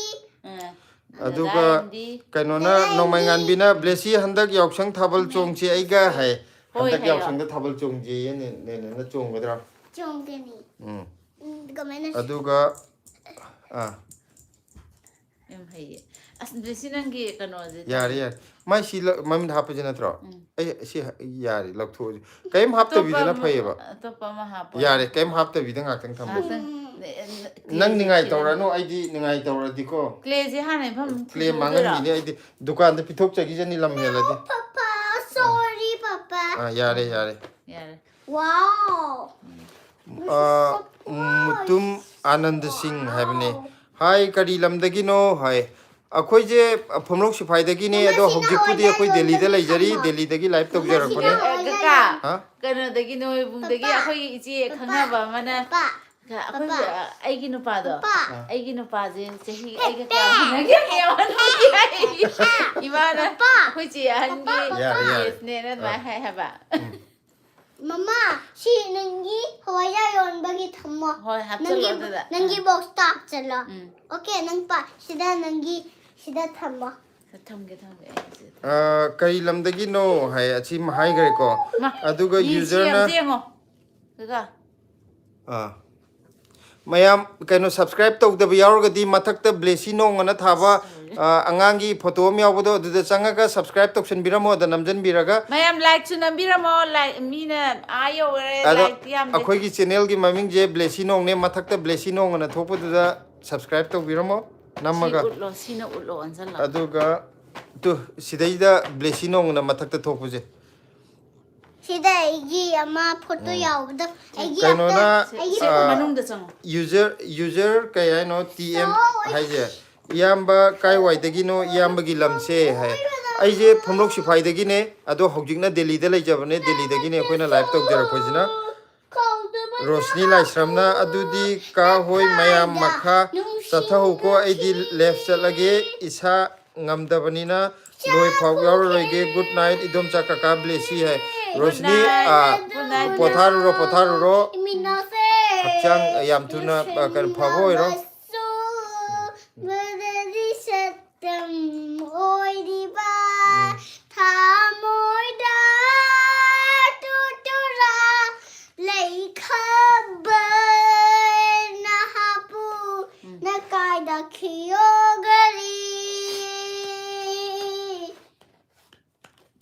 ꯂꯣꯏꯔꯕꯣ ꯑꯣ music ꯆꯠꯂꯤꯔꯥ ꯇꯒꯨ Tagu tanina thana chena no madog pe bala chari puning wara tabi dai chenna thamoi sita tang se meri tagu tanina thana chena no madog pe bala chari ꯂꯣꯏꯔꯕꯣ papa ꯀꯃꯦꯟ ꯄꯥꯔꯒꯦ ꯑꯗꯨꯗꯤ ꯄꯄꯥꯗꯩꯗꯤ ꯕ꯭ꯂꯦꯁꯤꯅꯦꯅ ꯃꯌꯦꯛ ꯈꯪꯉꯦ ꯈꯪꯉꯦ ꯃꯥꯅ ꯃꯌꯦꯛ ꯄꯥꯕ ꯍꯦꯜꯂꯦ ꯃꯔꯣꯟ ꯈꯔ ꯁꯨꯗꯕꯩ ꯋꯥꯅꯤ ꯃꯌꯦꯛꯇꯤ ꯃꯥꯅ ꯍꯦꯜꯂꯦ ꯈꯪꯕ ꯔꯣꯁꯅꯤꯒꯤ ꯍꯥꯏꯈ꯭ꯔꯦꯀꯣ ꯄꯥꯈ꯭ꯔꯦ ꯅꯣꯡꯃꯩꯉꯥꯟꯕꯤꯅ ꯀ꯭ꯂꯥꯁ 9-10 ꯇꯝꯃꯤꯉꯩꯗ ꯆꯠꯈꯤꯕꯅꯦ ꯀꯨꯏꯔꯦꯗ ꯑꯁ ꯑꯗꯨꯗꯤ ꯔꯣꯁꯅꯤꯅ ꯀ꯭ꯂꯥꯁ 9-10ꯗ ꯆꯠꯈꯤꯕꯅꯦ ꯀꯨꯏꯔꯦ ꯆꯍꯤ 5ꯃꯨꯛ ꯁꯨꯔꯦ ꯍꯥꯏꯕ ꯃꯥꯁꯦ ꯑꯗꯨꯗꯤ ꯔꯣꯁꯅꯤꯅꯦ ꯀ꯭ꯂꯥꯁ 9-10 ꯆꯍꯤ 5ꯃꯨꯛ ꯁꯨꯔꯗꯤ ꯍꯧꯖꯤꯛ ꯒ꯭ꯔꯦꯖꯨꯑꯦꯁꯟꯒꯨꯝꯕꯒꯤ ꯃꯑꯣꯡ ꯑꯣꯏꯗꯣꯏꯅꯦꯕ ꯅꯠꯇ꯭ꯔꯥ ꯔꯣꯁꯅꯤꯁꯦ ꯀꯩ ꯂꯝꯗꯩꯅꯣ ꯔꯣꯁꯅꯤ ꯀꯩ ꯂꯝꯗꯩꯅꯣ ꯅꯪ ꯔꯣꯁꯅꯤ ꯅꯠꯇꯦ ꯅꯣꯡꯃꯩꯉꯥꯟꯕꯤꯅꯅꯦ ꯅꯣꯡꯃꯩꯉꯥꯟꯕꯤꯁꯦ ꯀꯩ ꯂꯝꯗꯩꯅꯣ ꯃꯃꯥꯡꯗꯗꯤ ꯍꯥꯏꯗꯤ ꯍꯥꯏꯔꯝꯃꯅꯤꯀꯣ ꯅꯣꯡꯃꯩꯉꯥꯟꯕꯤ ꯄꯨꯈ꯭ꯔꯝꯕꯝꯅꯤꯅ ꯍꯥꯏꯗꯤ ꯍꯥꯏꯔꯝꯃꯅꯤ ꯑꯩꯈꯣꯏꯅ ꯀꯥꯎꯈꯤꯕ ꯑꯣꯏꯗꯣꯏꯅꯦ ꯁꯤꯇꯜ ꯀꯣꯟꯊꯧꯖꯝꯅ ꯍꯥꯏ ꯍꯥꯏꯔꯛꯑꯦ ꯍꯥꯏ ꯁꯤꯇꯜ ꯑꯗꯨꯒ ꯔꯖꯤꯌꯥ ꯁꯨꯜꯇꯥꯅꯥꯁꯨ ꯍꯥꯏ ꯊꯣꯏꯊꯣꯏ ꯍꯥꯏꯔꯛꯑꯦ ꯍꯥꯏ ꯊꯣꯏꯊꯣꯏ ꯍꯥꯏꯔꯦ ꯑꯃꯨꯛ ꯎꯠꯈ꯭ꯔꯣ ꯑꯩꯒꯤ ꯀ꯭ꯂꯦꯁꯦ ꯐꯖꯕ꯭ꯔꯥꯅ ꯔꯖꯤꯌꯥꯁꯦ ꯀꯩꯅꯣ ꯈꯪꯕ꯭ꯔꯥ ꯖꯤꯔꯤꯗ ꯃꯌꯨꯝ ꯄꯥꯟꯕꯅꯦ ꯃꯥ ꯇꯨ ꯕ꯭ꯂꯦꯁꯤꯒꯤ ꯀ꯭ꯂꯦ ꯉꯁꯤ ꯄꯄꯥꯅ ꯂꯩꯔꯛꯑꯦ ꯃꯌꯥꯝ Yang kasih ꯅꯣꯡꯃꯩꯉꯥꯟꯕꯤꯅ ꯊꯦꯡꯛ ꯌꯨ ꯌꯥꯔꯦꯁꯤ ꯌꯥꯔꯦ yang nusi. Nanti je lebih tu. ꯍꯣꯏ ꯍꯣꯏ ꯍꯣꯏ ꯕ꯭ꯂꯦꯁꯤ ꯅꯪ ꯉꯥꯛꯇꯪ ꯇꯨꯃꯤꯟꯅ ꯂꯩꯌꯨ ꯃꯔꯝ ꯃꯣꯛꯄꯅꯤ ꯕꯕꯥ ꯃꯃꯥꯗꯁꯨ ꯀꯃꯦꯟ ꯄꯥꯐꯝ ꯈꯪꯉꯔꯣꯏ ꯀꯅꯥꯔꯣ ꯑꯩꯈꯣꯏ ꯅꯣꯡꯃꯩꯉꯥꯟꯕꯤꯅ ꯑꯗꯨꯒ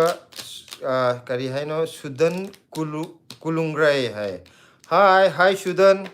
Hai Sudan. ꯖꯤꯡꯁꯣ ꯃꯩꯇꯩꯅ ꯍꯥꯏ ꯍꯥꯏꯔꯛꯑꯦꯀꯣ ꯍꯥꯏ ꯍꯥꯏꯔꯣ ꯅꯪꯁꯨ ꯅꯣꯡꯃꯩꯉꯥꯟꯕꯤꯅ ꯋꯥꯗ꯭ꯔꯤꯕ ꯅꯪꯕꯨ ꯕ꯭ꯂꯦꯁꯤ ꯏꯁꯩꯅ ꯃꯔꯣꯜ ꯑꯃ ꯍꯩꯔꯤꯕ ꯍꯥꯏ ꯑꯗꯨꯒ ꯋꯥꯗ꯭ꯔꯤꯕꯣ ꯅꯪ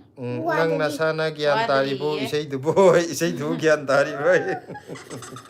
ꯑꯩꯈꯣꯏ ꯅꯣꯡꯃꯩꯉꯥꯟꯕꯤꯁꯦ ꯁꯒꯣꯜꯕꯟꯗꯩꯅꯦ ꯍꯥꯏꯕ ꯑꯣ ꯑꯗꯨꯒ ꯃꯩꯅꯣ ꯂꯩꯔꯛꯇꯒꯤ ꯁꯒꯣꯜꯕꯟ ꯃꯩꯅꯣ ꯂꯩꯔꯛ ꯕ꯭ꯂꯦꯁꯤ ꯍꯣꯏ ꯍꯧꯖꯤꯛ ꯏꯁꯩ ꯁꯛꯄ ꯌꯥꯝ ꯀꯟꯅ ꯁꯛꯀꯠꯂꯛꯏꯀꯣ ꯕ꯭ꯂꯦꯁꯤ ꯈꯛꯇ ꯅꯠꯇꯦ ꯑꯩꯈꯣꯏ ꯑꯍꯨꯝꯅꯦ ꯄꯥꯛꯁꯛꯇ ꯁꯛꯏꯁꯦ ꯑꯗꯨ ꯕ꯭ꯂꯦꯁꯤꯅ ꯍꯦꯜꯂꯦ ꯏꯁꯩ ꯃꯌꯦꯛ ꯐꯥꯕꯗꯤ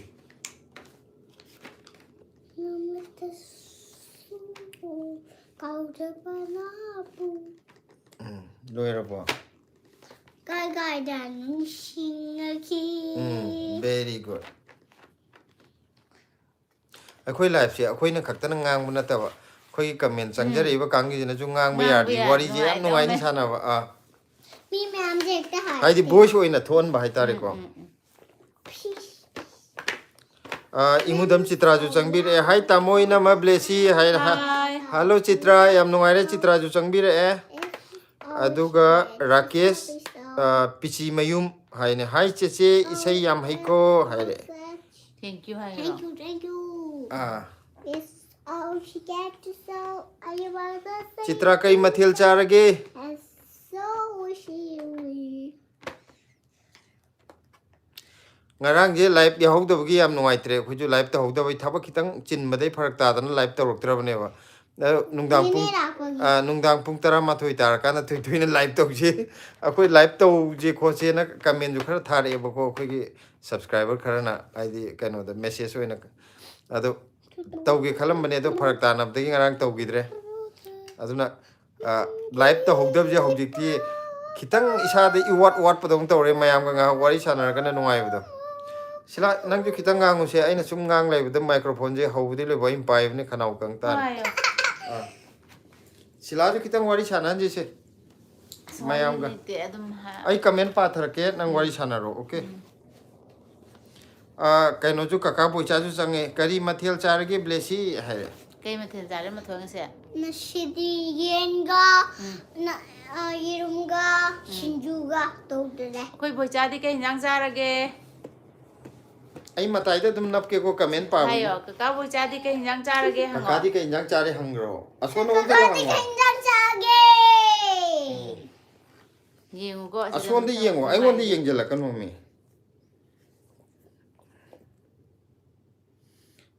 ꯑꯗꯨꯒ ꯑꯩꯈꯣꯏ ꯆꯤꯇ꯭ꯔꯥꯅ ꯑꯩꯈꯣꯏꯗꯤ ꯇꯥꯃꯣ ꯍꯋꯥꯏꯒ ꯀꯥꯡꯃꯦꯠꯀ ꯑꯣꯏꯅ ꯇꯧꯔꯦ ꯇꯥꯃꯣ ꯍꯣꯏꯗꯤ ꯍꯥꯏ ꯑꯩꯈꯣꯏꯗꯤ ꯉꯁꯤ ꯌꯦꯟ ꯑꯃ ꯆꯥꯔꯦ ꯁꯤꯂꯥꯒꯤꯅ ꯌꯦꯟ ꯆꯥꯗꯕꯅꯤꯅ ꯌꯦꯔꯨꯝ ꯆꯥꯔꯦ ꯑꯗꯨꯒ ꯌꯣꯡꯆꯥꯛ ꯁꯤꯡꯖꯨ ꯑꯍꯥꯎꯕ ꯑꯃꯒ ꯆꯥꯊꯈ꯭ꯔꯦ ꯉꯁꯤꯗꯤ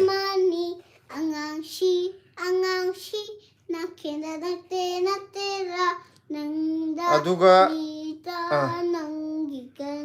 ꯁꯪꯔꯩꯄꯝ ꯆꯤꯊꯨꯡꯁꯨ ꯆꯪꯕꯤꯔꯦ ꯍꯥꯏ ꯀꯦꯟ ꯌꯨ ꯔꯤꯗ ꯃꯥꯏ ꯀꯃꯦꯟ ꯍꯥꯏꯕꯅꯦ ꯑꯣꯐ ꯀꯣꯔꯁ ꯌꯦꯁ ꯔꯖꯤꯌꯥ ꯁꯨꯜꯇꯥꯅ ꯍꯥꯏ ꯃꯌꯥꯝ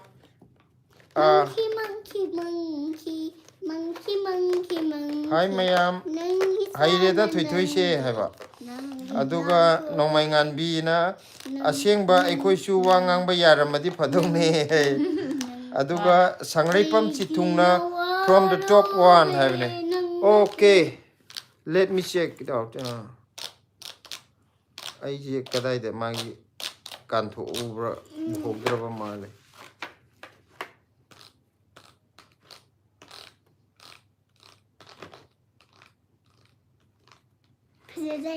Fazay yam fazay. Nagi lebidoy. Lebiyo kam ka lebidoy na.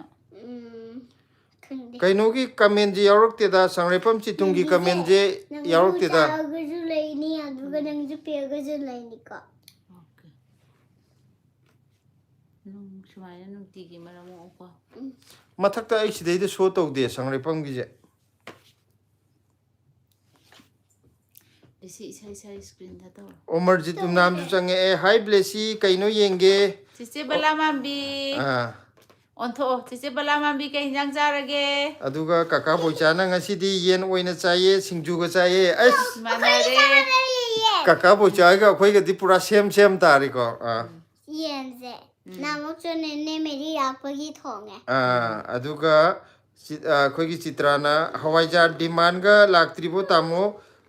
ꯂꯦꯞꯄꯛꯄ ꯀꯨꯏꯔꯦꯗ ꯑꯗꯨꯒꯤ ꯕ꯭ꯂꯣꯛ ꯌꯦꯡꯅꯤꯡꯉꯦ ꯍꯥꯏ ꯗꯤꯃꯥꯟꯗꯤ ꯂꯥꯛꯑꯦꯀꯣ ꯃꯌꯥꯝ ꯍꯋꯥꯏꯖꯥꯔꯒꯤ ꯀꯩꯅꯣꯗꯤ ꯂꯥꯛꯑꯦ ꯗꯤꯃꯥꯟꯗꯤ ꯑꯗꯨꯝ ꯐꯅꯌꯥꯝ ꯂꯥꯛꯑꯦ ꯑꯗꯨ ꯑꯩꯈꯣꯏꯅ ꯇꯧꯔꯤ ꯍꯧꯖꯤꯛꯁꯤ ꯌꯥꯝ ꯏꯪꯉꯦꯕ ꯗꯦꯜꯂꯤꯗ ꯍꯧꯖꯤꯛ ꯈꯨꯏꯪ ꯑꯃꯅꯦ ꯑꯗꯨ ꯏꯪꯕꯅꯤꯅ ꯍꯋꯥꯏꯖꯥꯔ ꯂꯣꯟꯕꯗ ꯈꯤꯇꯪ ꯐꯔꯛ ꯇꯥꯔꯅꯤ ꯑꯗꯨ ꯑꯩꯈꯣꯏꯒꯤꯗꯤ ꯌꯥꯝ ꯁꯝꯅ ꯍꯥꯏꯔꯕꯗ ꯑꯣꯚꯟꯁꯨ ꯂꯩꯇꯦ ꯑꯗꯒꯤ ꯑꯣꯝꯕꯒꯤ ꯑꯗꯩ ꯏꯪꯕꯒ ꯁꯤꯂꯥꯒꯤꯁꯨ ꯃꯈꯨꯠ ꯈꯤꯇꯪ ꯅꯨꯡꯉꯥꯏꯇꯕ ꯍꯧꯖꯤꯛꯁꯦ ꯍꯥꯏꯗꯤ ꯊꯥꯡꯀꯠ ꯇꯧꯕꯗꯣ ꯀꯨꯀꯔ ꯑꯆꯧꯕꯒꯤ ꯑꯗꯨꯗꯨꯅ ꯀꯩꯅꯣꯅꯦ ꯍꯟꯗꯛ ꯉꯁꯤ ꯀꯩꯅꯣ ꯂꯩꯔꯦꯀꯣ ꯉꯁꯤ ꯌꯨꯝꯗ ꯀꯩꯁꯥ ꯁꯪꯒꯣꯟꯁꯤꯅ ꯍꯌꯦꯡ ꯍꯪꯆꯤꯠ ꯃꯁꯦꯝ ꯃꯔꯧ ꯀꯩꯅꯣꯒꯤ ꯃꯁꯦꯝ ꯃꯔꯧꯗ ꯁꯟꯗꯦ ꯇꯥꯕꯁꯦ ꯁꯤ ꯅꯠꯇꯕ ꯃꯊꯪꯒꯤ ꯁꯟꯗꯦꯗꯨꯗꯒꯤ ꯍꯧꯁꯤꯔꯅꯗꯤ ꯈꯜꯂꯤ Hadi kainoda numit tarit nipan ye numit tarani muk leiragadi haujirana di khalle mayam dimandi yam la abneba ada sum pharak tabdo akoina ju adubo haurani mayam numit tarani muk leiradi soidana haujarani Okay, shoe. kainona Anupama Devi na hi blessy nanga manaba aigisu isanupa ama leye hare Anupama gi isanupa nanga manaba ama lay hai Si mommy, mama jo. aha hadi Mama madi is nupa mama ne lay hai. madi kanone As- nanga chawba masak manare manai haba masak manai haba nati nanga chawba manai haba Wah,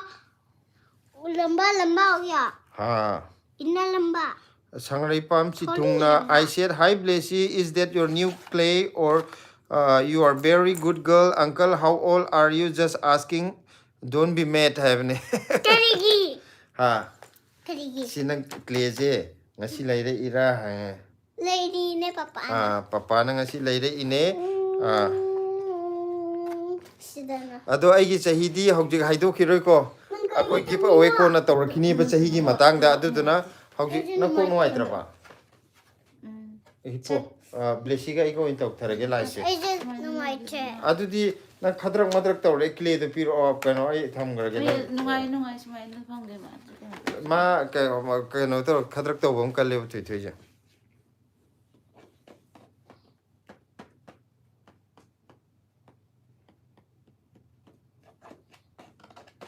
listening ni ngasai nung din ga mayam tum dai adu kaka bo chana tamo pung kaya phawa thadoino pung tara bok tawje bo cha Papa, I do I am to me. very good aduga chitrana okay tamo adui blog ngaijari ko nachanna hai thank you ngai bibagi adu mathang tawrani ai kui dana tawrani Oh, sweet. Oh, fat sticks. Oh, show. ado hauti kano tawdo mamangi lado Portardi foil na Cici wait of time Orina. Cici Orina. Cici blue. Cici blue. Cici blue. Cici blue. mata gi ne ne khangi ya ya da bra duni da no da ai hang Ayo. mo gi amba paper ma ha pe habda nang na hai ko ma da foil na tro do happy have the wa amma kai no gi dro kitchen paper dro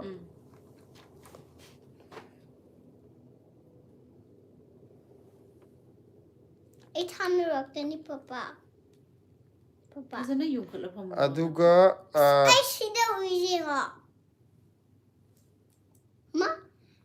Puzzle. ये तो toss है ये butterfly kaino ne sidaida bino soibam na noi gi life se yam yengning de har gi yengju yengame kamai te no kangde yengning de jo hai yengju yengi si jimadi yengning da budi oira maroi yengning da na bu yengini aduda yengning e have di hadi yengning draga di skip adum tok thoki ba yai ba ko hadi sanga ga yeng de ya de ha ba ka sulaite ado ma yengning kaino to je ma je machine thiri ne be yengning de hai je natradi yengning da bo itadi akoi gi mobile phakpa matam da akoi ni yengning da ba channel do akoi nong ta changa ga hodi yeng de nate de ba je akoi nate mi khudi mang ne yengning da ba potri changa ga nang ji yengning de kanam haidam ne ado karino ne yengora kanda yengning bagi ma changi ne ba aduga yengning de hai je ma je oi da bangang ne ba ko adu kai su kai de adum yengning ga jo adum yengo haidra ga ju ya ne Shina toys. Shina aduga sangrai pam chi thungna kai su kai de hai Shina apple. kaino ne sangrai pam chi thung akoi gi chahi kari kra hang badu di give away tau bai ne ko aduda nuai ta ba khot ta ba kaim laite isa gi chahi ji chahi ne sida haidok puda kaim sauningai laite aduda akoi na give away gi ama thamakani ko na silai bani gi chahi kiam khena gi na aduna ai gi chahi do haidok khra ga di hayeng flop ta ni dana adu gi haida bani ko lana lo ya de ado akoi gi life ta dum marak marak ta changbi rakpagi chitung kari sangrai pam ju am nungai re ko thank you sangrai pam aduga kaka boichana blessy kari parino hai nang pai do kari no ye kaka na Keep the pie. clay ni hayo papa na clay le rakpani kakadi ko na changpani khangam maraba papa na clay any clay ngasi thoi ji clay da hai le na clay am le bi rakpani ba du gi I hara have to clay te mama na nang thokre ana sana pojo san bagi ram thokre mana hana gi clay du di mana mix loi toksen gre na mama lang thokre na haibu ko ado mayam akoi gi hujik live changbi re jida channel subscribe tok da ba yaurogadi mathak ta thoi ba blessy nong na thoi do khoi channel maming ne adu dai da namjan bi raga subscribe toksen biramo ये yellow है ये तो yellow है mama Okay. ये ना red aduga ये ना like blue ये ना pink ibe athoi के बाद nauroibam haibo mane ko hai hai re ko ये वाला ना orange Orange. bino soibam na phagi tawbune hai re ko adune changa ga yening da budi kasu changoi ba adugi ni da Razia Sultana na thoi thoi good night hai re good night Razia good night Jasu ma like Sangrai pam na uncle good night and your family too have a good night Sangrai good pam night good As night blessy humakano inge. aduga kaino do just me ne have do I am here have ne hello aduga akhoi khuman cha ju changbi re kaka ngasi gi live ta kari hai no Blessy inge haba. Nang khalla ju dum inge as khanau nai. Kerike Ngawre. nang na kyam cha kaka ngasi su live ta lebiri ko dress na sakhini Delhi da phi yam hong dai ne aikhoi chani chok ta ngaujarami ai purisi nu thi jamana bai Akhoi di phiron je sigai dringai cha kano tau ju. adu ai puriti adu mana Delhi la kani purit ani hum katali la kani ko ti so di makhan di lelo adu su di su he maya si amuka no tor kanda amma dong su adu maina tau buni ko hadi masu di sab mana puriti purit ahum natra mari de na ai kasu lilo e ba adu ta tum hajan rotation chala kani ba adu su de bi lit pati na te maya papa mama gi ju change hawai jahaz ron ba pi re na ye mo papa mama gi na hawai jahaz ron ba gi pi re very good hawai jahaz aduga akoi citrana angau bo miro yening de hai do ma je phagi tawune hai re ko na aduga prem kumar khangembam na clay do kaya pige hai kaya pige yenang clay je Sai papa na kya bi. 100 100 100 100 pi ko 100 100 to pi Rosni thokchom na Delhi da kari thabak tawraga laibibano amta haibiro o street kari tawraga laibano ai do akoi blog yengbiyo blog da adum khangani adagi atai awat paduna handak 30k yobada loi make seng na khangani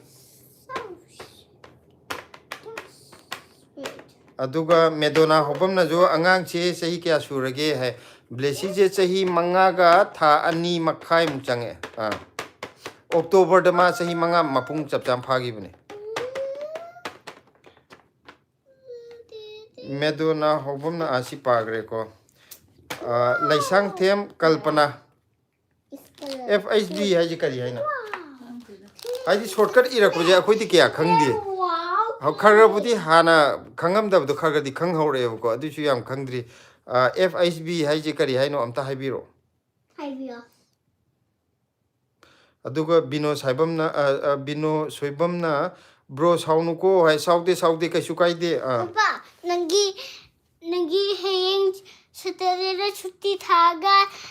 blessy ga papa ga clay sanaje Sanaje. aduga yen yek che chik hoi yeah Haji kai thoko ya gi ko. hai Muhammad Ijaur Rahman hai ko hi baba hai hello kaka boichana yamna phajaye blessy kaka gi piroidro hai nangi clay do yam phajai kaka boichana kaka da di piroidra hai Huji mazo aina paiji pidoya nati kaka na hanga ine piroidra na kaka ju pa me hai ba Di piro idra ye clear. kaka ju pa me na je ya peke papa na leira ko impiragi aduga Rakesh Pichi Mayumna Tamo Hoigi channel je ngasina ahanba thengnajabani new subscriber ne hai. Thank you Rakesh. Blog shu yengbio blog nungai te do haibiro. Adu kano to birakpagi subscribe to birakpagi yam nungai jare ko. Sangraipam chitungna kano maije kano mathare Manglemna hai haire ko.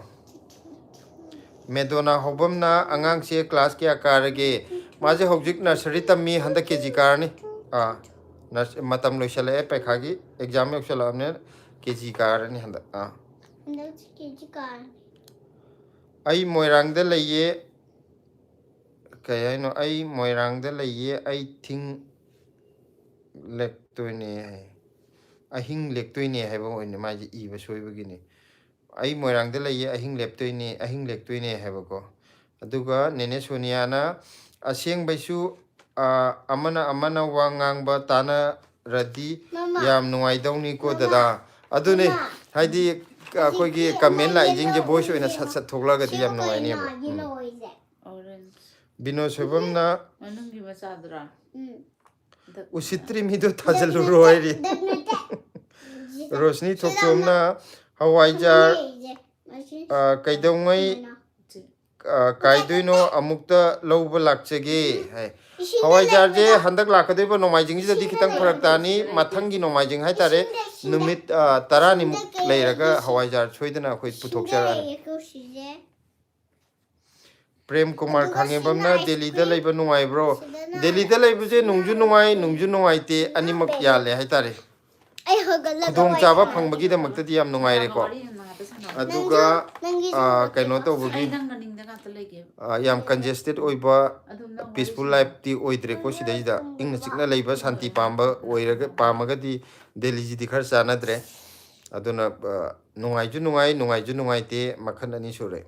pollution khar lei khar nante yam lei pollution de aduga medona hobam na hai hare ko kira na nungti gi yengjaningi aikhoidi blessy na ngang ba se nungai hare ko Mama thank you thank you mama giza medona hobam na full support ne hai yam nungai jare support to birakpagi thank you magiza ta akoi khuman chana celebrity oikhibagi haijabani firon suba lepte khangjei adunani silana live ta hittari do pijam yaman bagini ado akoi di celebrity orju photo celebrity ne di dress hanjan set pa bino sebam na kari hai no mai je bro nangonda haiba natte ko ai khange adum kaim ta kai de Nirmala ju changbire aseng bani harga lap mayam pir Nirmala ju Loiman nate 4 suba 4 5 ne 5 1 2 3 4 5 lap pir ni adu nang jom te pi gro mi lap pir je 3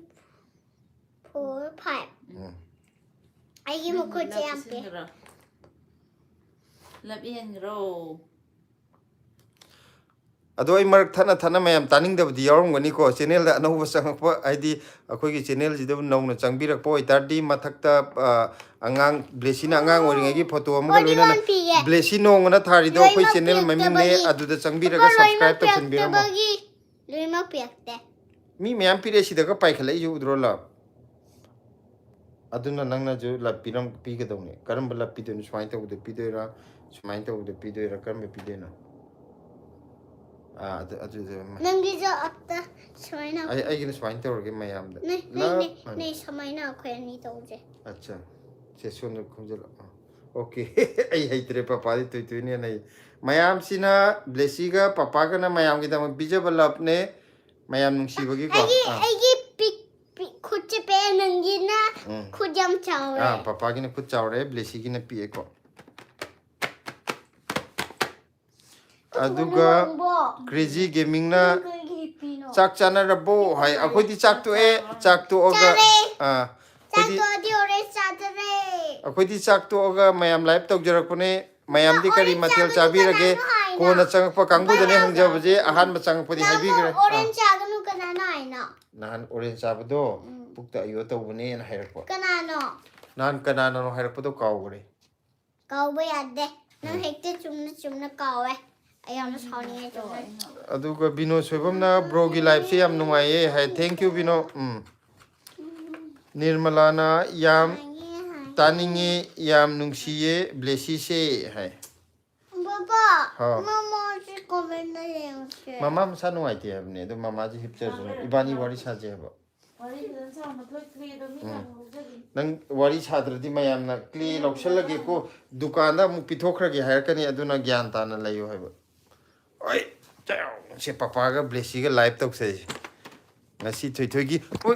phone longre he papa na Phone kayani. kairo ye phaju mathak ni Makhada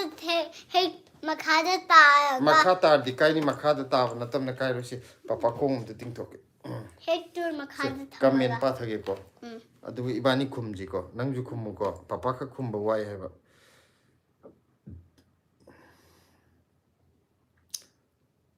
kaino na sengrai pam chitung na amuka la e have ne thank you sengrai pam crazy gaming na kai mathel no hai akoi di ngasi chicken ma chare aduga blessy gi mama gi di kaino chare yerum chare ma chicken cha da bagi du yongchak sing yo haw ba ma ga yaw re sengrai pam na la e hai re kaka boisa na blessy hai ga kaka boisa na lap me am pire yengo sain to lap to Color yaude. yellow yes Color yellow to. se gold color da phajan pire ye dro nang jom ta toksin gro thank you kaka hai ga kaka da pi gro to lap su pai thore ja da uraba yare aduga samson na hi blessy I am back have ne hello samson You back. Nirmala na nganuga yongchak irombaga ais Nirmala gi mathen ji jumai ni ko nganu Baba ji yunchaki iramba ma akhigi yunchaki moi chuka ma yunchak no. iromba ha Iramba gi shinjura. singju jo hawe irom jo hawe moi gi iromba chai ha yongchak iromba koina hancha ngarang cha bu iromba Samare. chamani adu nganu di winter gi damakta di best ta ne mahi ju yam hawa ko Chain then I'm young house. sinang karam kan nang na yum to ku da chai du di Kama akoi baba so hoi da chai du di chate. era nang kaw gi bai Uramje. nang kui bagi kawrin Nang photo number na chabagi. namme Atta yenge ba. horin live lo ri yeng sangrai pam na tummage ko isa nupi na mapagi phone pairam me ha noi shu tummo have ne good night sangrai pam good night Khoi ju ji tum moi. neha kuki hi blessy have ne hi khuman chana kakada natrasu bino sebam na fudaning ba midi leire ko hai kanano funingi do chachi furusi ahan bada pek amatang natradi leuragi bino mane aidi Nang ju phuba chatra. asi phagi tawne da power yaudradi phuna ba chatpe yaro aduna power hapte ya deva Kai gi power. ha power kan na nang superman na wing lo pai di do power yawi ne Super. nang super have do Samson na hi blessy ko crazy giving na how bro hai how we Amma chai aduga tha. bino sebam na blessy gi love me am pire to thank you hai gro Thank you. lulu na blessy na ngang ba se ai na ngang ba maron ga samane ai yam nungsiye hai ne hello lulu nirmala na ju kaino tawre nokpagi ni thajan bire Samson na where is blessy mom hai blessy gi mom je hakchang kitang nungai te na nakan de hipalei ko aduga Samson na si pagre nur alarm have ne nur alarm na hi have ne hello nur Papa live aduga comment lakpagi chak char live live lo shil ngak tang ngai ko ngak tang tor ga lo shil ji ngak tang le ga nang tum ninga ba nang tum thu tum ninga di papa taw tumningdriye Tumje masanu maite. is nang kai daw nuai tri banga sai tap ton tum thoga mama na hakchar nuai ti habda mama ma tok tam ya dingang da kaino na nur alam na chak charabo hai chak chare Pai sum phagi to ine. nang phagi to era nur hoi ti chak charabo kari mathel chak re ngasi je crazy gaming na kaka se kai lamdai no kai lamdagi no hai Papa nangi crazy am phagi market te hao ba. ho Aine market ta tu. akhoi je phomlok sifai dagi ne haujing na delhi da leijari yare ado comment lakringai maram mark se sum advertise tawragi ko mayam taning draju haidi akhoi gi live changbiri ba mayam na akhoi gi channel da blessy nong na mathak ta thari do akhoi channel gi maming ne ado blessy nong mathak te iri du namjan biraga subscribe toksin biramo angang macha amgi photo yekpodo blessy na angang oiringai gi so crazy game si kaina nur alam na chak charabo kai sai nong ji sam do Tu pass hai. so Tu pass nahi pass ऐसे नया कोई है सास जैसे तू पर है मेरे पास ऐसी नया कोई है सास जैसे आगे मुड़े जा रहा kuman chai comment am phajawam la e kakana blessy da power haibado blessy na mun na ngak na tabado yam nungai te maram di aikoina angang da minam miko haibne mane aseng bagi ne ado upai di laiti ko adu na tana haija power power yengdri ya kai no power yengdri bo power yengdri apta kai power no superman dro superman di ko ni yengadaw ni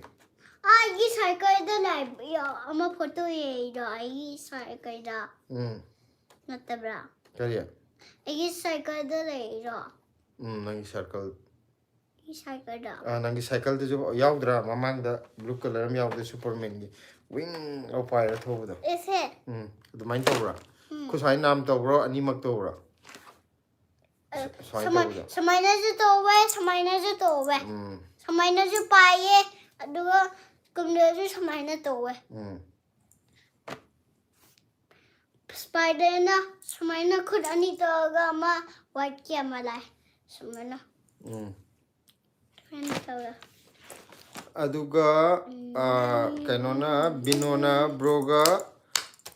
bro kaino ga je silai bani yam chane yana haire khuman chana aina haidro angang na power hangi ko chume rebika naurem na मिन्ना blessy kaino nang na pairi do haire rebika na kaino hangi blessy ki pairi hafta haido kro kaino haido kro चले mayam clay ne blessy na pairi je पापा ने लेने आने market तू न ये number 2 पापा ने लेने आने मार्केट लेने magi hana leiba clay do man mix loi toksala sana bagi mama na lang thokre adugi rickshaw दा अम्मा तोंग बेदो सिने बाने adugi clay da haiba adui nuai ta na ngasai market ki claim leibi rakoni adui ma harau na ngasai gai choi haiduk ta ba leire na आइना थुन जा अंबर yare adu haibi ati इने सीधा चांबर होएगा yare सीधा se चांबर होएगा Samson na good night blessy and have a good night have a thank you Samson hairo aduga clay da na kai masu no dam ta haiduk ro mayam kari blessy ki clay je kari masu yauge mayam haijara ke ko Sheena butterfly अच्छा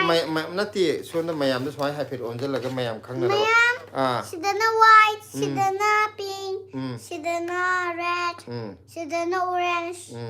sidana yellow sidana light green aduga sina green aduga light blue aduga blue aduga purple brown black very good Shizu hafta haite Shina fish aduga butterfly Shina rectangle Shina polygon Shina Sharon Sharon ꯊꯛꯅꯕ ꯎꯕꯗ ꯁꯤ ꯁꯔꯟꯅꯤꯀꯣ ꯁꯤꯗ ꯁꯔꯟ ꯑꯗꯨꯒ ꯁꯤꯅ poly poly ꯑꯗꯨ ꯀꯩꯅꯣꯒꯤ ꯁꯦ ꯀꯃꯦꯟ ꯄꯥꯊꯔꯛꯈꯤꯁꯦ ꯁꯤꯕꯨ ꯀꯩꯅꯣ ꯑꯣꯚꯦꯜ ꯑꯣꯔꯕꯦꯜ ꯁꯤꯅ ꯁ꯭ꯀ꯭ꯋꯥꯔ ꯑꯗꯨꯒ ꯁꯤꯅ ꯁ꯭ꯀ꯭ꯋꯥꯔ ꯑꯗꯨꯒ ꯁꯤꯅ ꯌꯨꯝ ꯁꯤꯗꯅ ꯗꯣꯒꯤ ꯚꯦꯔꯤ ꯒꯨꯗ ꯑꯗꯨꯒ ꯁꯦ ꯀꯃꯦꯟ ꯂꯥꯛꯑꯦꯁꯦ ꯀꯃꯦꯟꯁꯦ ꯑꯝꯇ ꯄꯥꯕꯤꯒꯦ ꯔꯦꯕꯤꯀꯥ ꯅꯥꯎꯔꯦꯝꯅ ꯉꯔꯥꯡꯗꯤ ꯂꯥꯏꯚ ꯊꯥꯗ꯭ꯔꯣ ꯀꯀꯥ ꯍꯥꯏ ꯉꯔꯥꯡꯗꯤ ꯂꯥꯏꯚ ꯊꯥꯗꯦ ꯑꯩ ꯏꯆꯟꯅꯨꯄꯤ ꯑꯃꯈꯛ ꯂꯥꯛꯑꯦꯕꯀꯣ ꯉꯔꯥꯡ ꯑꯗꯨꯗꯨꯒꯤ ꯑꯩꯈꯣꯏꯁꯨ ꯊꯕꯛ ꯀꯩꯅꯣꯗꯣ ꯅꯨꯄꯥꯁꯨ ꯄꯣꯔꯛꯑꯦ ꯏꯆꯟꯅꯨꯄꯤ ꯌꯥꯝ ꯄꯨꯝꯃꯦ ꯑꯩꯁꯨ ꯌꯥꯝ ꯄꯣꯝꯃꯦ ꯄꯝꯃꯦ ꯌꯥꯝ ꯄꯝꯃꯦ ꯗꯗꯥꯅ ꯄꯝꯕꯤꯌꯦ ꯉꯔꯥꯡꯁꯤ ꯏꯆꯟꯅꯨꯄꯤ ꯐꯦꯃꯤꯂꯤ ꯂꯥꯛꯄꯒꯤ ꯑꯩꯈꯣꯏ ꯉꯔꯥꯡ ꯂꯥꯏꯚ ꯊꯥꯕꯗꯣ ꯐꯔꯛ ꯇꯥꯗꯅ ꯊꯥꯔꯛꯇ꯭ꯔꯦ ꯑꯗꯣ ꯀꯩꯅꯣꯅꯦ ꯕ꯭ꯂꯦꯁꯤꯗꯤ ꯑꯩꯈꯣꯏ ꯄꯨꯡ 11:30 ꯇꯥꯔꯀꯥꯟꯗ ꯂꯥꯏꯚ ꯇꯧꯖꯩꯌꯦ ꯑꯗꯣ ꯊꯦꯡꯉꯦ ꯍꯧꯖꯤꯛꯇꯤ ꯇꯧ ꯌꯥꯔꯔꯣꯏ ꯍꯥꯏꯕꯩ ꯃꯥ ꯉꯔꯥꯡ ꯁꯥꯎꯔꯤꯅꯦ ꯅꯨꯡꯗꯥꯡꯗ ꯂꯥꯏꯚ ꯇꯧꯗꯦꯅ ꯑꯗꯣ ꯉꯁꯤꯗꯤ ꯑꯩꯈꯣꯏ ꯆꯥꯛ ꯍꯦꯛꯇꯣꯛꯄꯒ ꯂꯥꯏꯚ ꯇꯧꯖꯔꯛꯑꯕꯅꯤ ꯕꯣꯕꯣꯅ ꯑꯩꯁꯦ ꯆꯍꯤ ꯀꯌꯥ ꯁꯨꯔꯕ ꯃꯥꯟꯒꯦ ꯍꯥꯏꯌꯦ ꯕꯣꯕꯣꯁꯦ ꯀꯩꯅꯣꯗꯤ ꯆꯍꯤꯁꯦ ꯈꯔ ꯑꯉꯥꯡ ꯑꯣꯏꯔꯝꯗꯧ ꯃꯥꯜꯂꯦ ꯆꯍꯤ ꯑꯦꯛꯖꯦꯛꯇꯤ ꯑꯩ ꯈꯪꯗꯦ ꯑꯗꯣ ꯀꯩꯅꯣꯗꯤ ꯑꯉꯥꯡꯗꯤ ꯃꯥꯜꯂꯦ ꯁꯣꯅꯤꯌꯥ ꯅꯤꯡꯊꯧꯖꯝꯅ ꯑꯩꯈꯣꯏ ꯕ꯭ꯂꯦꯁꯤꯒꯤ ꯃꯔꯣꯜ ꯈꯣꯏꯔꯒ ꯄꯦꯇ꯭ꯔꯣꯡ ꯉꯥꯡꯉꯒ ꯁꯥꯎꯔꯤꯁꯤꯗꯤ ꯑꯗꯨꯒ ꯈꯨꯃꯟ ꯆꯥꯅ ꯕ꯭ꯂꯦꯁꯤ ꯌꯥꯝ ꯑꯐꯥꯎ ꯁꯥꯅꯨ ꯃꯃꯥ ꯅꯥꯕ ꯐꯔꯣ ꯑꯃꯨꯛꯇꯪ ꯍꯥꯏꯌꯨꯗꯅ ꯍꯌꯦꯡ ꯁꯥꯟꯅꯕ ꯅꯨꯡꯉꯥꯏꯅꯕ ꯍꯥꯏ ꯃꯃꯥ ꯅꯥꯕ ꯊꯨꯅ ꯐꯔꯣ ꯍꯥꯏꯌꯣ ꯍꯥꯏꯕ ꯃꯃꯥ ꯅꯪ ꯑꯗꯨꯝ ꯍꯥꯏꯌꯣ ꯃꯃꯥꯗ ꯀꯩꯅꯣ ꯇꯧꯗ꯭ꯔꯒꯁꯨ ꯃꯃꯥ ꯅꯥꯕ ꯐꯔꯣ ꯍꯥꯏꯔꯦ ꯇꯨꯝꯃꯝꯕꯗ ꯍꯥꯏꯒꯦ ꯄ꯭ꯔꯦꯝ ꯒꯣꯄꯤ ꯍꯥꯏꯕꯅꯤ ꯍꯥꯏ ꯍꯜꯂꯣ ꯄ꯭ꯔꯦꯝ ꯒꯣꯄꯤꯅ ꯍꯥꯏ ꯊꯥꯖꯤꯜꯂꯛꯑꯦ ꯋꯥꯈꯜꯒꯤ ꯄꯨꯈꯩ ꯀꯀꯥ ꯋꯥꯈꯜ ꯄꯨꯀꯩꯗꯤ ꯂꯥꯏꯔꯤꯛ ꯄꯥꯔꯝꯒꯅꯤ ꯃꯥ ꯑꯦꯛꯖꯥꯝ ꯅꯛꯄꯒꯤ ꯃꯥꯁꯨ ꯂꯣꯏꯕ꯭ꯔꯥ ꯃꯥ ꯑꯦꯛꯖꯥꯝ ꯂꯩꯕꯅꯦ ꯑꯗꯨꯅꯅꯤ ꯂꯣꯏꯗꯕ ꯃꯥ ꯂꯣꯏꯗ꯭ꯔꯤ ꯑꯦꯛꯖꯥꯝ मागी कॉपी से लोइडबा कॉपी मा कन्न इरिन कौन सा कलर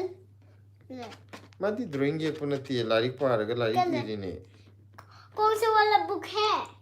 कलर बता कलर बुक अंकल का पता नहीं कौन सा कलर वखेगी पुखेगी कलर बिनो सोबमना आइगी सही 11 ने है तो आइना अंगांग ओरमदो माले हबदे चुम्मे को चुम्मे Water bag yang saya, Papa. Sina masal keep up the male. Aduga kaka boisana blessy kaka potharage hai hoi kaka good night papa kaka pothabiro haiga Pothabiro kaka pothabiro mathangda mu unaraje kaka live changbirambagi yam nungaijare thank you kaka haiga kaka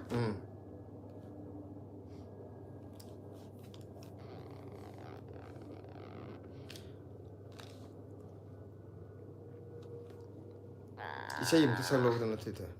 Kali isay sa kaya no. Nang nasak ng bisay yung salo ni. Mayam na blessy na sakpa isay tagi hay di.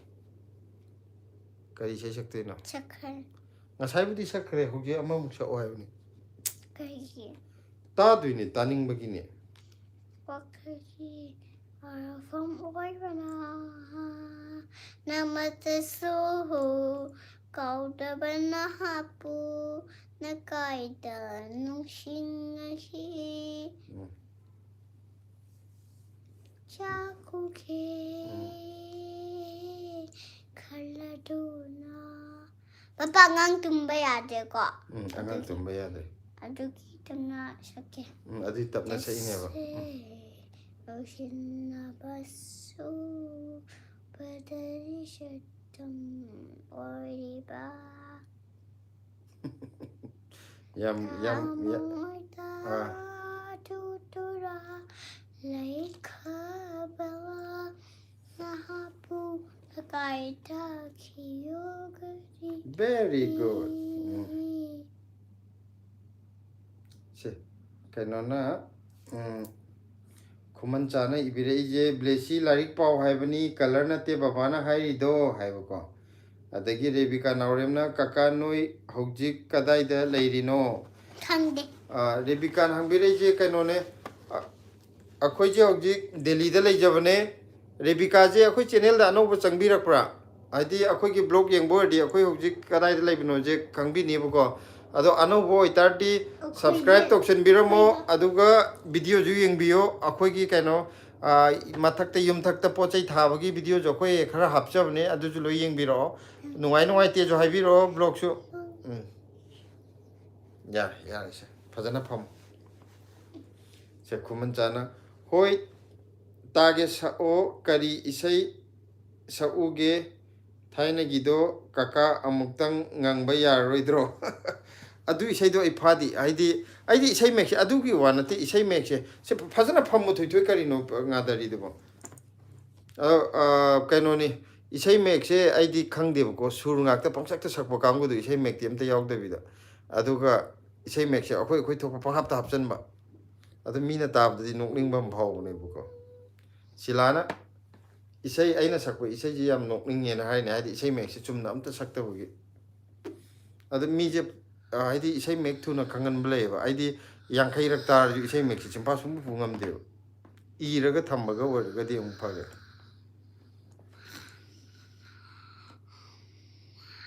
adu kaino ne mathang da kaino tawradi haipet lyrics to ai amtang ani taraga khara kano khang mangam breng ya han bagi sarok to aduga mathangi live ta sakpa ya breng je ko haidi haitaraga so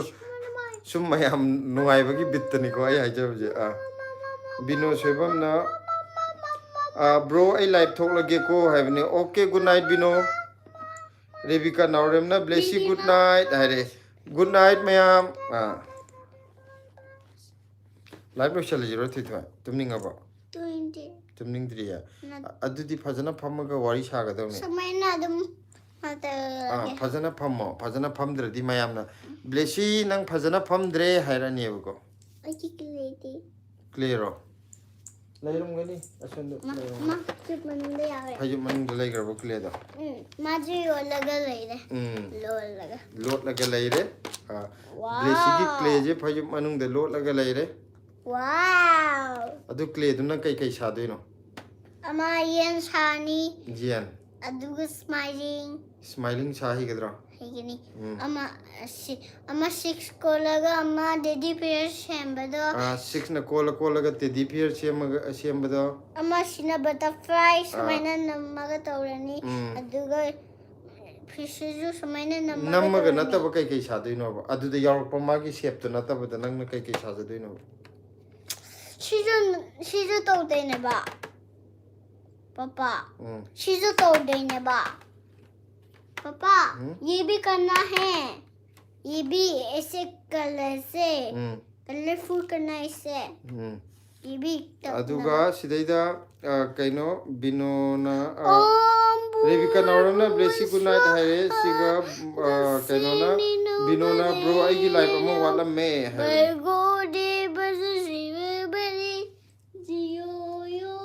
Pachudaya. Ay, ma'am na sayne. Ado mayam ngasi gidi kano je pung 9:50 di tare ko live se ngasi gidi sida loisala je Karigi. ha Karigi. sange live se sange ba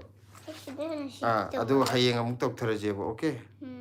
ado mayam like changbirak pagi yam nungai re karigumba live changbiri ba mayam je khoi gi channel subscribe to vida bi yarogadi subscribe toksin biramo mathakta blessy nong na thari do khoi gi channel gi maming ne adu dai da namjan biraga subscribe toksin biramo sorai sam milan na hai haire ko ha tumning la bro ibe ma tumning la bro hai adu kanone ngasi gi live se loisalage aduga mathangi live ta muk thengnarje mayam live changbirakpagi yam nungaijare channel da subscribe tawbo kawrangmuni soidana toksen biramo mayam good night